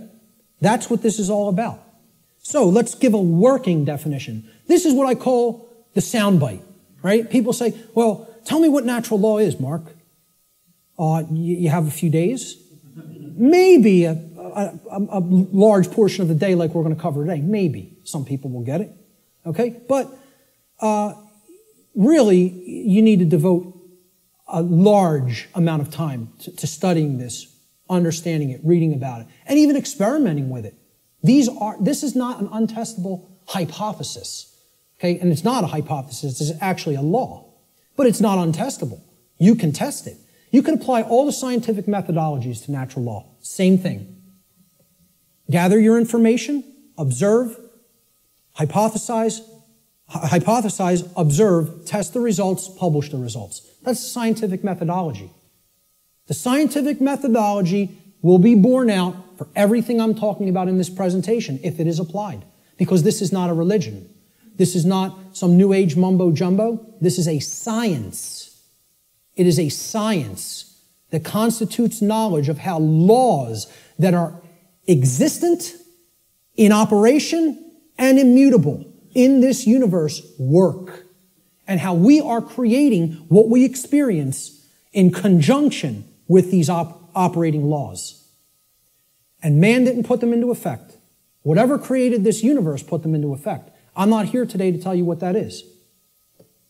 Your job in your own personal experience is to get in touch with what you feel that is. I'm not here to tell you what that is. Now, I'm not here to tell anybody what that is. But my whole point is it created these laws, and they're in effect. And if you want to stop suffering, and if you want the human condition to change, you have to understand how these laws work. There is no way around that. Knowledge of these laws is required. And this is what people in the so-called New Age movement and in religious communities and in other communities don't want to acknowledge. They don't want to acknowledge that work is required. So let's give a working definition for natural law, my soundbite variant, okay? I tell people who want the 6 o'clock news edition of what natural law is, okay? Natural law is universal, non-man-made, binding, and immutable conditions that govern the consequences of behavior, and specifically, at least on this planet, human behavior. I would say in the universe, it governs the behavior of all intelligent beings. Intelligent beings. Okay? Natural law is a body of universal spiritual laws which act as the governing dynamics of consciousness. The governing dynamics of consciousness. That's the working definition. Let's look at the dynamics between discovery and belief. The difference between discovery and belief. Because again, natural law is capable of being discovered, understood, and harmonized with. Now, does that sound like a religion?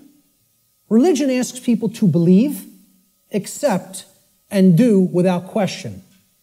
What this is saying, this exists, you're bound by it. The best you can do is to understand its operation like you would understand gravity, and therefore not just walk toward the edge of a 200-foot cliff that is bottomed by jagged rocks.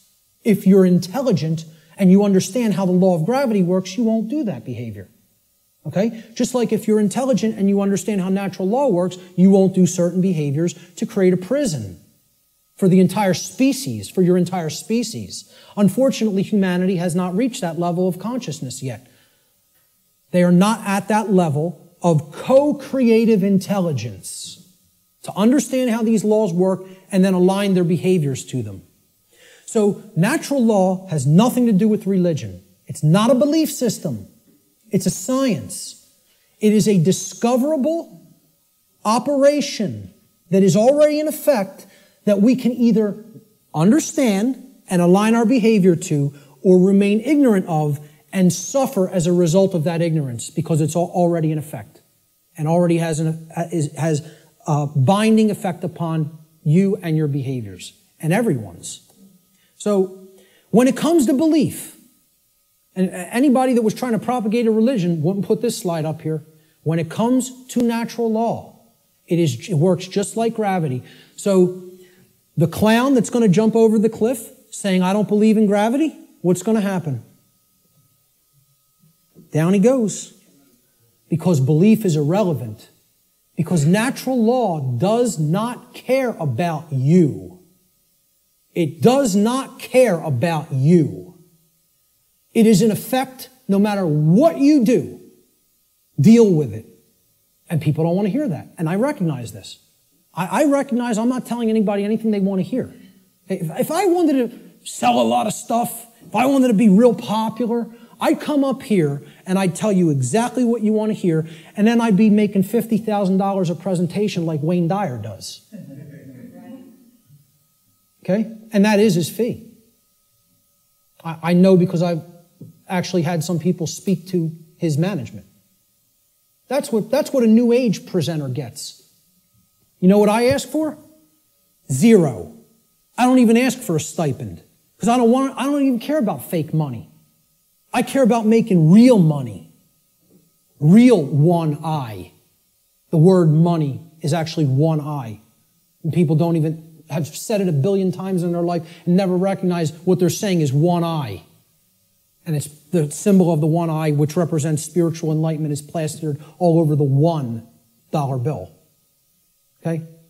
Well, this is the one. See, I tell people, I'm a poor man when it comes to the fake money, but I'm very rich in the real stuff. The real thing, I have tons of. The fake stuff, I don't do so well with, and I don't care. It's not what I'm concerned about. I know it's fake. Okay? So I don't ask for a stipend when I present. I tell whoever's setting up the presentation, pay for my travel and lodging. Hook me up with a dinner or whatever. That's it. I'll come out and speak anywhere. Okay? The point is, if I was trying to appeal to somebody's ego and what they wanted to hear, I would tell you your beliefs are very important. Your beliefs shape. And they do shape your reality. In a negative way, if you don't align yourself with truth and you want to stay attached to a belief system because you prefer it over what's real, okay? So when it comes to natural law, I'm not telling people don't believe in yourself. People will say, there's forms of belief that are good. Yeah, I acknowledge that. I understand that. Believe in yourself. Believe in your own ability to come to this understanding of information like this. But I'm explaining when it comes to a law that is existent in the universe, your belief doesn't matter. It's irrelevant. The universe doesn't care what those parents at that picnic whose child just went over the cliff believed. It doesn't care whether that girl doesn't know how gravity works. It's going to have an effect. You act a certain way, like a computer. Boom, you put this in, here's how you program this, that's what has to come out. Invariably. Invariably. It is nothing personal. Natural law is not a personal force. It is an impersonal force. That every single mystery tradition and occult tradition that has actually wanted to share this knowledge with people has been telling people about and attempting to tell people about since time immemorial. It is an impersonal force. It does not care about you. It does not worry or care in the slightest bit whether you understand it or accept it or not. It is in effect, you are bound by it, the end, and stop crying in your milk over it. That's it. No one wants to hear that. And I'm not so naive that I recognize people don't want to hear that I don't recognize that. I do recognize that. Believe me, I realize the wall I am up against in saying this. I get it fully. Fully. If I wanted to blow smoke up people's rear ends, I'd come up here and I'd say, the universe cares about you and what you believe. And it's going to gauge that, it's going to look at all that, and it's going to tabulate it, and it's going to say, well, what did he believe when he took this action? It's not going to say that. It's going to say, is this what happened? Yes or no? Yes? Here's the result. That's it. Unwaveringly and invariably. The human ego has a hard time with that. There was some popular TV show, I don't even remember what it was. Barb had downloaded it, and she was watching an episode, and it said, humanity's greatest fear is that truth is absolute. And I usually don't bother watching any television, okay? I downloaded a couple of shows to watch them because they're allegories, and I want to pick apart the allegory. But I wasn't even watching this one, but I heard it, and my head snapped around. Whoa! That came through a network television show? How'd that happen? Humanity's greatest fear is that the truth is absolute. The ego has a hard time with the concept of any absolutes. It loves relativism. That's another part of the big trap of where we're at. Relativistic ideas, and especially when it comes to morality. We're going to talk about moral relativism. But the concept here is natural law does not require your belief to be in effect, no more than gravity requires your belief to be in effect. Okay? That needs to be understood. Human belief is completely irrelevant when it comes to the existence and operation of natural law, just as it is irrelevant in relation to any of the other laws of nature such as gravity, inertia, momentum, thermodynamics, or electromagnetism. Similar to such other phenomena of nature. The workings of natural law require no belief in order for them to be discovered and known. So what I'm saying is, your belief will not change natural law, but your inquiry into it can lead to an understanding of it. You can develop the knowledge of it if you are willing to open your mind and look at how these laws function and what we're getting as a result of our disharmony with them. The philosopher Søren Kierkegaard said that there are two ways to be fooled. One is to believe what is not true, and the other is to refuse to accept what is true. Okay? So, believing in untrue notions, which is what religion is, all forms of it, all the 5 religions I posted at the beginning of the presentation. Organized cultural religion, money, scientism, politics, and the New Age movement. There's the world religions, folks. People think of religion as only the cultural religions. No, there's 4 other ones. One's called government and authority, okay? Or politics, however you want to name it. The other one is money, finance. There's another religion. One of them is the New Age movement, and one of them is scientism, which I'm not going to refer to as real science because it is not. It is a belief system and a religion. So what Kierkegaard is saying here is you could believe things that aren't true, and that will hold you back. And you can refuse to accept what is true, and that will also hold you back. I say these are the only two ways that humanity ever creates self-inflicted suffering for itself. You want to know how suffering is created for the human species? That it doesn't need to experience? We believe what's not true. We refuse to accept what is true. That's why self-inflicted suffering exists in our species. And if we are to become wise, we need to stop doing both of those things, and then we'll stop creating suffering for ourselves. So let's look at consciousness and the human brain. Okay? Because consciousness is an intangible force. Okay? It's something that exists, but you can't really see it. Many people even have a hard time explaining what it is. But there is physiological expressions for consciousness in the physical domain, and the brain is one of them. And of course, people will say, well, don't leave out the heart. Of course, the heart is also very important. Heart has an even bigger electromagnetic field than the brain and is tied into the physiology in an even more complex way than the brain is. But we need to understand the basic structure of the brain to understand the types of imbalances that go on within it that lead to these debilitating conditions within humanity that continue to create suffering for us. And also, what these belief systems do is they prevent the activation of the heart and the actions, of care and action. Not only do they prevent real knowledge from manifesting within the being, they prevent care, and they create apathy, and they create inaction, laziness, inaction, and cowardice, so that we don't actually act and take action based upon what we've come to know. So let's look at how the brain and consciousness actually work. People will also try to give ridiculously overcomplicated and mystified definitions of what consciousness means. And many people are even scared of the term, okay? We have to demystify these terms and bring them down to real simple English and real simple concepts that the average person can grasp, okay? And stop trying to make it more complicated than it is.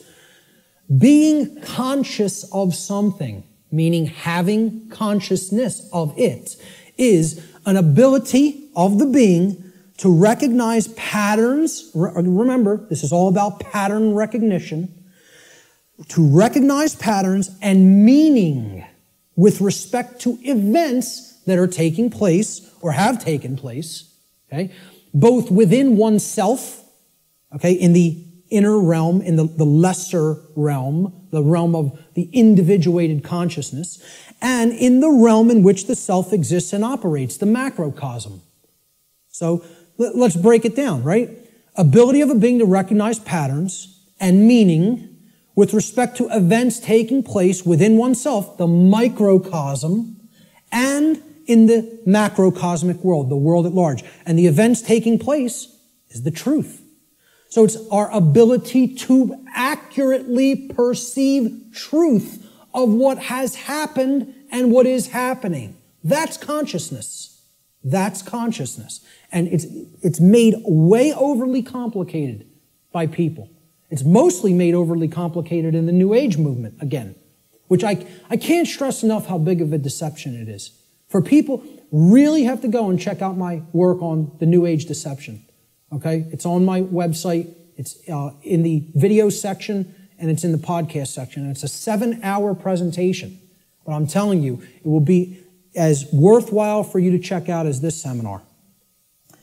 So, that's what consciousness is. Now, how does consciousness express? There's a difference between what it is and how it expresses in our life. Consciousness expresses. I ask people, just tell me, what are the ways you could ever make yourself known to any other being? How can any other being come to know who you are in this incarnation, in this physical manifestation? How could they possibly come to know you? How could you manifest yourself or make yourself known to them? And there's only 3 ways: thoughts, emotions, and actions. Okay? And I would say speech falls into the line of the combination of thoughts and emotions. And speech is also a form of action. I'm using force to, make the air flow over my vocal cords to make sounds come out so that you can hear what the concepts I'm trying to express. So it is a form of action. And it derives from what we have thought up to this point and the emotions that we have, and we could express it through speech. So thought, emotion, and action. Thought you have to look at as the creative force that is the expression for consciousness within the individual. Okay? So it's a neutral force. You don't look at your thoughts as masculine or feminine, do you? But you do look at them as creative forces. In order for anything to manifest in the physical domain, it had to first exist as a thought. This computer, somebody had to envision all the parts, how it works, how it's put together. Okay? This camera equipment, the clothes you're wearing, the seats, everything that exists had to first exist in the realm of thought. Had to. By law. Then it comes into physical manifestation through action. Your emotions are a polarized component, you could look at it as. It is a feminine aspect of consciousness. Because other people don't feel your emotions. They could perceive or sense them. You're the one who's feeling the emotions in your physiology. It's an internal expression. You feel emotions inwardly, inside in the physiology. Hence, this is a feminine expression for consciousness. It is something that is not externalized and put out. It is something that is felt within. So the emotions in the mind-body-spirit connection are the spirit in which we do something. Okay, so that's the feminine force or the spirit. Of course, thoughts are within our mind, hence that's the mind component of the consciousness. Then there's a marriage between them. Okay, so you could look at thoughts as the creative essence, which then blends with or marries to the feminine. Now, see, we're getting into a notion that is taught in many different religious traditions. It's called the Trinity. And I challenge anybody, go and look in any of the Trinities that exist, in any of the religions. You can go back to Babylon. You can go to the Indus Valley traditions. You can go to the Egyptian and Cometian traditions, the Christian traditions. Every single religious tradition that has talked of a Trinity, okay, it is always a Father Creator, a sacred feminine figure, okay, of some kind that the Father then impregnates or inseminates in some form. And then from that offspring is born a male child. Always. Okay? What we're talking about here is the Father being the mind, the creative essence. Then the Spirit, or the emotions, being the sacred feminine essence. Okay? Or the Holy Spirit, the emotions. And then the child, the male child, is behavior. It is the active or masculine principle that actually interacts with the physical world to change it. And hence, that is the only way to actually save ourselves. And again, people in religious thinking will immediately attack this and say, you're saying that saving ourselves will not come through faith. Yes, I am. Saving ourselves will only come through action. Action will save humanity. Faith will not do it. So, sorry to again, smash another egoic attachment that people have to religious notions. But these religions are created by the control system. Okay? People don't understand that exoteric Christianity is created by the dark occult, of the ancient dark occult mystery schools. They don't understand where this religion came from because they haven't studied astrotheology. And I'm not telling you there's no good concepts in any religion. I say take all the good concepts and leave the nonsense. Because one of the nonsense is that you need to believe in something to be saved from the current human condition. You don't need to believe in a thing. You need to know the truth. And right in their own religion, there it is. Let me just stay on this for a moment, because in their own scripture, the exoteric Christian scriptures, what is the one prescription that the Christ figure gives to the people when he is asked about freedom? He's only asked about freedom like once in the Gospels, okay? In the words attributed to his teachings. And they want to know what will save us, what will make us free, and what is his prescription? Truth shall make you free. No, that is not. There's something missing there. You're close. What is the actual saying? Know the truth. Knowing the truth will make you free. That's the prescription, even in exoteric Christianity. It's right there in the Gospels. But Christians don't want to hear that because the controllers in the church who came from the dark priest class gave them this nonsense that all you have to do is believe and everything will magically change. Well, good luck with that. When people's behaviors have no alignment with morality, you think your belief's going to change something? Again, let me know how that works out for you. And again, I'm not mincing words up here. I'm telling it like it really is. I don't care who it offends. So, the expressions for consciousness are thoughts, emotions, and actions which are likened to, in the consciousness community, of mind, spirit, and body. And it's a trinity. A Father, Creator, which is the thoughts, the mind, the feminine essence, which is the mother of the Trinity, the emotions, the inward aspects, the spirit. And then they give birth. When the thoughts and the emotions come together, they give birth to action in the world, which is the male child. This is very important to understand. I hope everybody is clear. This is our internal Trinity, which constitutes the expressions for consciousness. Okay? So let's move on. Yes. Okay, how much time? It is. Okay, we're going to stop right there and take a break. We will resume at 1:15 precisely. Okay, so you want to come in a few minutes early to get settled. I will start again at 1:15 p.m. Thank you, ladies and gentlemen. Thank you.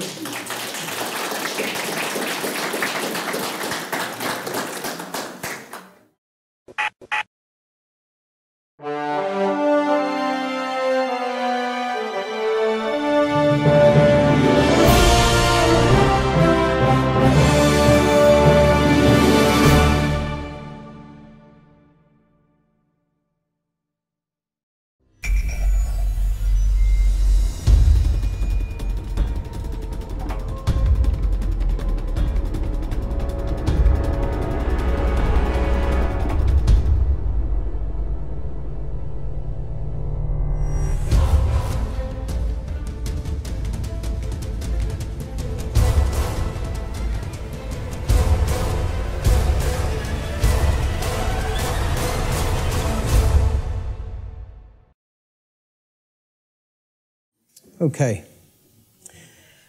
I want to say thanks to each and every one of you for being here today. It's going to be a great day. I'm going to go through what I consider to be the very heart of my material. And people ask me a lot. They say, you put out a lot of material on your website. What is the main thing? If you had to tell me the main thing that I should check out if I check out nothing else that's up there, what would it be? And I always tell them the same thing. It's the material on natural law. If nothing else, that's the material that you need to understand deeply.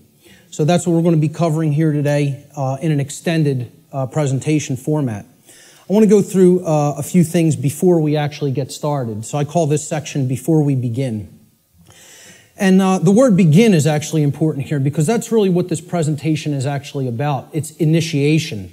This is an initiation into really, really deep esoteric material that has been hidden from humanity for millennia. So I just want to ask people before we get started, how many of you are new or relatively new to my work? By a show of hands, please. That's excellent. This is great. That is great news. I am so glad to hear that. Okay? What I actually didn't want is to come here and talk to a bunch of people who are already totally familiar with my work and have already heard it. So this is great, okay? How many of you here today feel that the human condition and life on earth for humanity right now is tolerable just the way that it is, by a show of hands? That's also pretty good, because if that was the case, I was going to say, there's nothing for you here today. There's the door. Okay? So that's good, that we're all hungry for change. One of the big complaints I hear about my work, when I check in on forums or something, or read some YouTube comments, many people will say, there's nothing new here. I've heard this before somewhere else. This person covers this. I've read this in this book. Well, ladies and gentlemen, I have news for you. There is nothing new here. I am not going to present anything new. I am not going to present anything that has not actually been in existence and will continue to be in existence. I'm not making up new material. I call myself, I would refer to myself, Art said it the other day, actually yesterday when we were having dinner. He said, I consider you an aggregator of material. And I love that term. I love that description of what I do. I am an aggregator. I bring things together into a tapestry and then help to explain it in simple and easy to understand terms so that people can readily absorb it, take it in, and then do something with that information. So you will not be seeing or hearing anything new here today. Okay? As the old saying goes in all of the old mystery traditions, there is nothing new under the sun. And what that phrase actually means, many people don't know what that phrase means. It means that the truth, it is singular and eternal. Truth has always been here among us, and it will always be here. It is our perception that must be aligned with it. So there's nothing new you're going to hear today. Okay? These are eternal truths that have always been here among us. Another aspect I want to cover before we get started is about my presentation style. This is another thing that I get a lot of complaints about, and it's something that I have no intention of changing. Okay? My presentation style has been described by some as extremely intense and at times even combative. This is a word many people will use to describe my presentation style. Some of you here today are very likely to be angered by some of the things you may hear me say during the duration of this seminar. And I say, so be it. That's okay. If you get angry, that's okay. The fact of the matter is that truth itself, by its very nature, is belligerent. And I'll actually be putting up a quote to that nature later on in the presentation. The reason truth is belligerent is because it actually is at war. It's at war with the lie. It's at war with deception. It's at war with mind control. So truth can be belligerent. Many people don't want to hear it when they first encounter it. So I tell people all the time, I don't do this. I don't present this information, okay, to be liked. I don't do this to make friends, okay? I'm not interested in making a whole bunch of new friends. If it happens, that's great, okay? But that's not the reason I do what I do. I don't do this to be popular. I don't do this to make money. It's not a popularity contest. Telling people many things that they don't want to hear is not going to make you popular, or it's not going to make you a whole lot of new friends, okay? So those aren't the reasons I do what I do. To be honest, and I tell people this, and sometimes they get upset by just hearing this, I don't even really want to do this, okay? I don't want to do this with my life. I don't want to do this with my time, okay? As I already know, understand, except that no, it can't be true based on how something may make you feel that you hear today. That's very important to keep in mind. And lastly, this information, the entire seminar, is a tapestry. Okay, it's like pieces of a huge jigsaw puzzle. All right? It is meant to be seen and taken as a whole in its entirety. Now, I know I'm asking a lot here too, because it's going to be a long day. Okay? And my goal here, my work here, is to keep your interest and your attention and your focus throughout the entire course of this seminar. And that's a challenging thing to do. But what I'm asking people is, you have to try to see it as a whole. Because if you took the time to be here, and you gave a monetary donation to be here, I'm highly recommending that you stay for the whole duration of the seminar. There's a reason for that. You're only going to get the full tapestry, especially if you're new to my work, by hearing this information in its entirety. Okay? So if you don't do that, you'll probably not recognize the patterns, which is what this is all about. That's what this day is all about, pattern recognition, okay, that are inherent to this tapestry of information. And more likely than not, you'll have wasted the time that you took to be here today and wasted the money that you spent to be here today.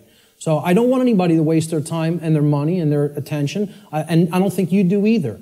So that's why I'm asking people, stay for the whole thing. You'll get the maximum value out of this seminar if you stay for its duration. So with that having been said, let's jump into the material. This presentation is called Natural Law, the Real Law of Attraction, and How to Apply It in Your Life. And I emphasize that term, real law of attraction. Many people will be familiar with the New Age variants of the so-called law or laws of attraction. And this is going to differ quite widely from what people have heard in the New Age community and in the New Age movement regarding what the law or laws of attraction are. These are the real laws of attraction you're going to be hearing today and hopefully understanding today. So let's start in. The first section is about teachability, the teachability of the student, okay? How does a student place themselves in the best position to learn? An individual's teachability, or their ability to learn by way of being taught by someone else, is extremely dependent upon the open-mindedness or closed-mindedness of the individual being taught. Low teachability derives from arrogance and rigid skepticism. But it also derives, low teachability also derives from naivete and gullibility. High teachability, on the other hand, derives from a balance between healthy skepticism and an open-minded willingness to learn and change. So we don't want rigidly skeptical people and live the information I'm going to present. So I get this. I know this. Okay? I don't need to keep going over this over and over and over again for my own entertainment. Okay? The reason that I actually do this is because I recognize that in a time of such overwhelming ignorance of this critical information, this information which is capable of saving humanity from its current condition, all right? The fact that I do already understand this information places me in a position of moral obligation and responsibility. That's why I do what I do. I'm in a position of moral obligation to speak this information to other people in an effort to help to get them to understand it and live it as well. And that is the reason I do this. Every person here today who wishes to take real world value, practical value from this seminar here today, I'm going to ask them to make a deliberate and conscious effort to do two things. The first is try to set aside, to the extent that you are capable of doing so, your perceptions of me as the presenter, okay? And this includes things like how you think I look, how you think I dress, the sound of my voice, my mannerisms, etc. Try to set those things aside to the extent that you're able to do it. And I know that's difficult for some. And I say this because paying attention to such trivialities will detract your own mental focus away from the information that is being presented today. And that's the worst thing that could happen, because it's the information that is important, not me. Try to ignore me and focus on the content, all right? And the second thing I ask people to try to do is to be consciously aware of any of your own impulses that you may have here today, to immediately reject the information that is being presented in this seminar based solely upon your own initial emotional reaction, your initial emotional response to this information, okay? This is a logical fallacy, okay? You cannot think with the emotions. So if you hear something you don't like or that angers you, that's okay. Feel the emotion. But don't just immediately say, that can't be true. And don't believe me either. It's about checking it. It's about a process of truth discovery. It's about doing your own due diligence and actually researching this material, okay? But if you try to gauge the veracity, meaning the truthfulness of this information solely based upon how it makes you feel when hearing it, you are committing a logical fallacy. Okay? So I ask people to try as much as possible to suspend immediate reactions of disbelief, okay, and saying, no, I don't want to, okay, that don't have an open mind at all. And we don't want naive and gullible people that will accept everything they're told. We want to strike a balance between these two modes. This is called a teachability bell curve, okay? And down here is the mental state of the student, whether they are, and it goes from arrogance, cynicism, skeptical nature, a teacher, a student, and then up to being trusting, then being gullible, and then being outright naive. Okay, so that's the whole spectrum of teachability. The best position to learn is up here at the top of the bell curve. This means you will learn the most if you are here. And that means you're in the balance between teacher and student. It means that you're somewhat skeptical and you're also somewhat trusting. It means that you're able to hold a proposition in your mind without accepting it or rejecting it immediately. It means you will consider the information with an open mind, okay, somewhat trustingly, but also somewhat skeptically. All right? That's going to be the mental state we want to attempt to keep during the duration of this seminar, and therefore you will be in the best position to learn. Of course, as we already said, the poorest positions to learn, the things that, if you're in these mind states in arrogance and rigid skepticism and naivete and gullibility, you're not going to take very much away from this seminar. Okay? So we want to remain at the top of that bell curve if at all possible. Human beings should consider with great care where their information comes from, the source for the information.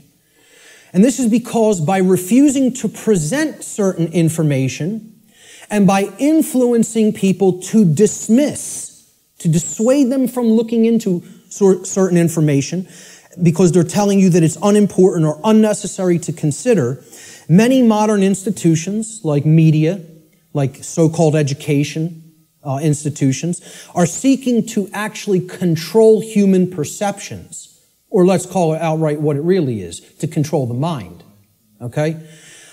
And therefore, to limit what human beings may even come to understand, and therefore by limiting what they are coming to understand, they're actually limiting what they're able to do, what they're able to change, what they're able to create in the world, okay? So you have to be skeptical of where your information comes from. And that's why I tell people at the very beginning in my lectures, do not believe me.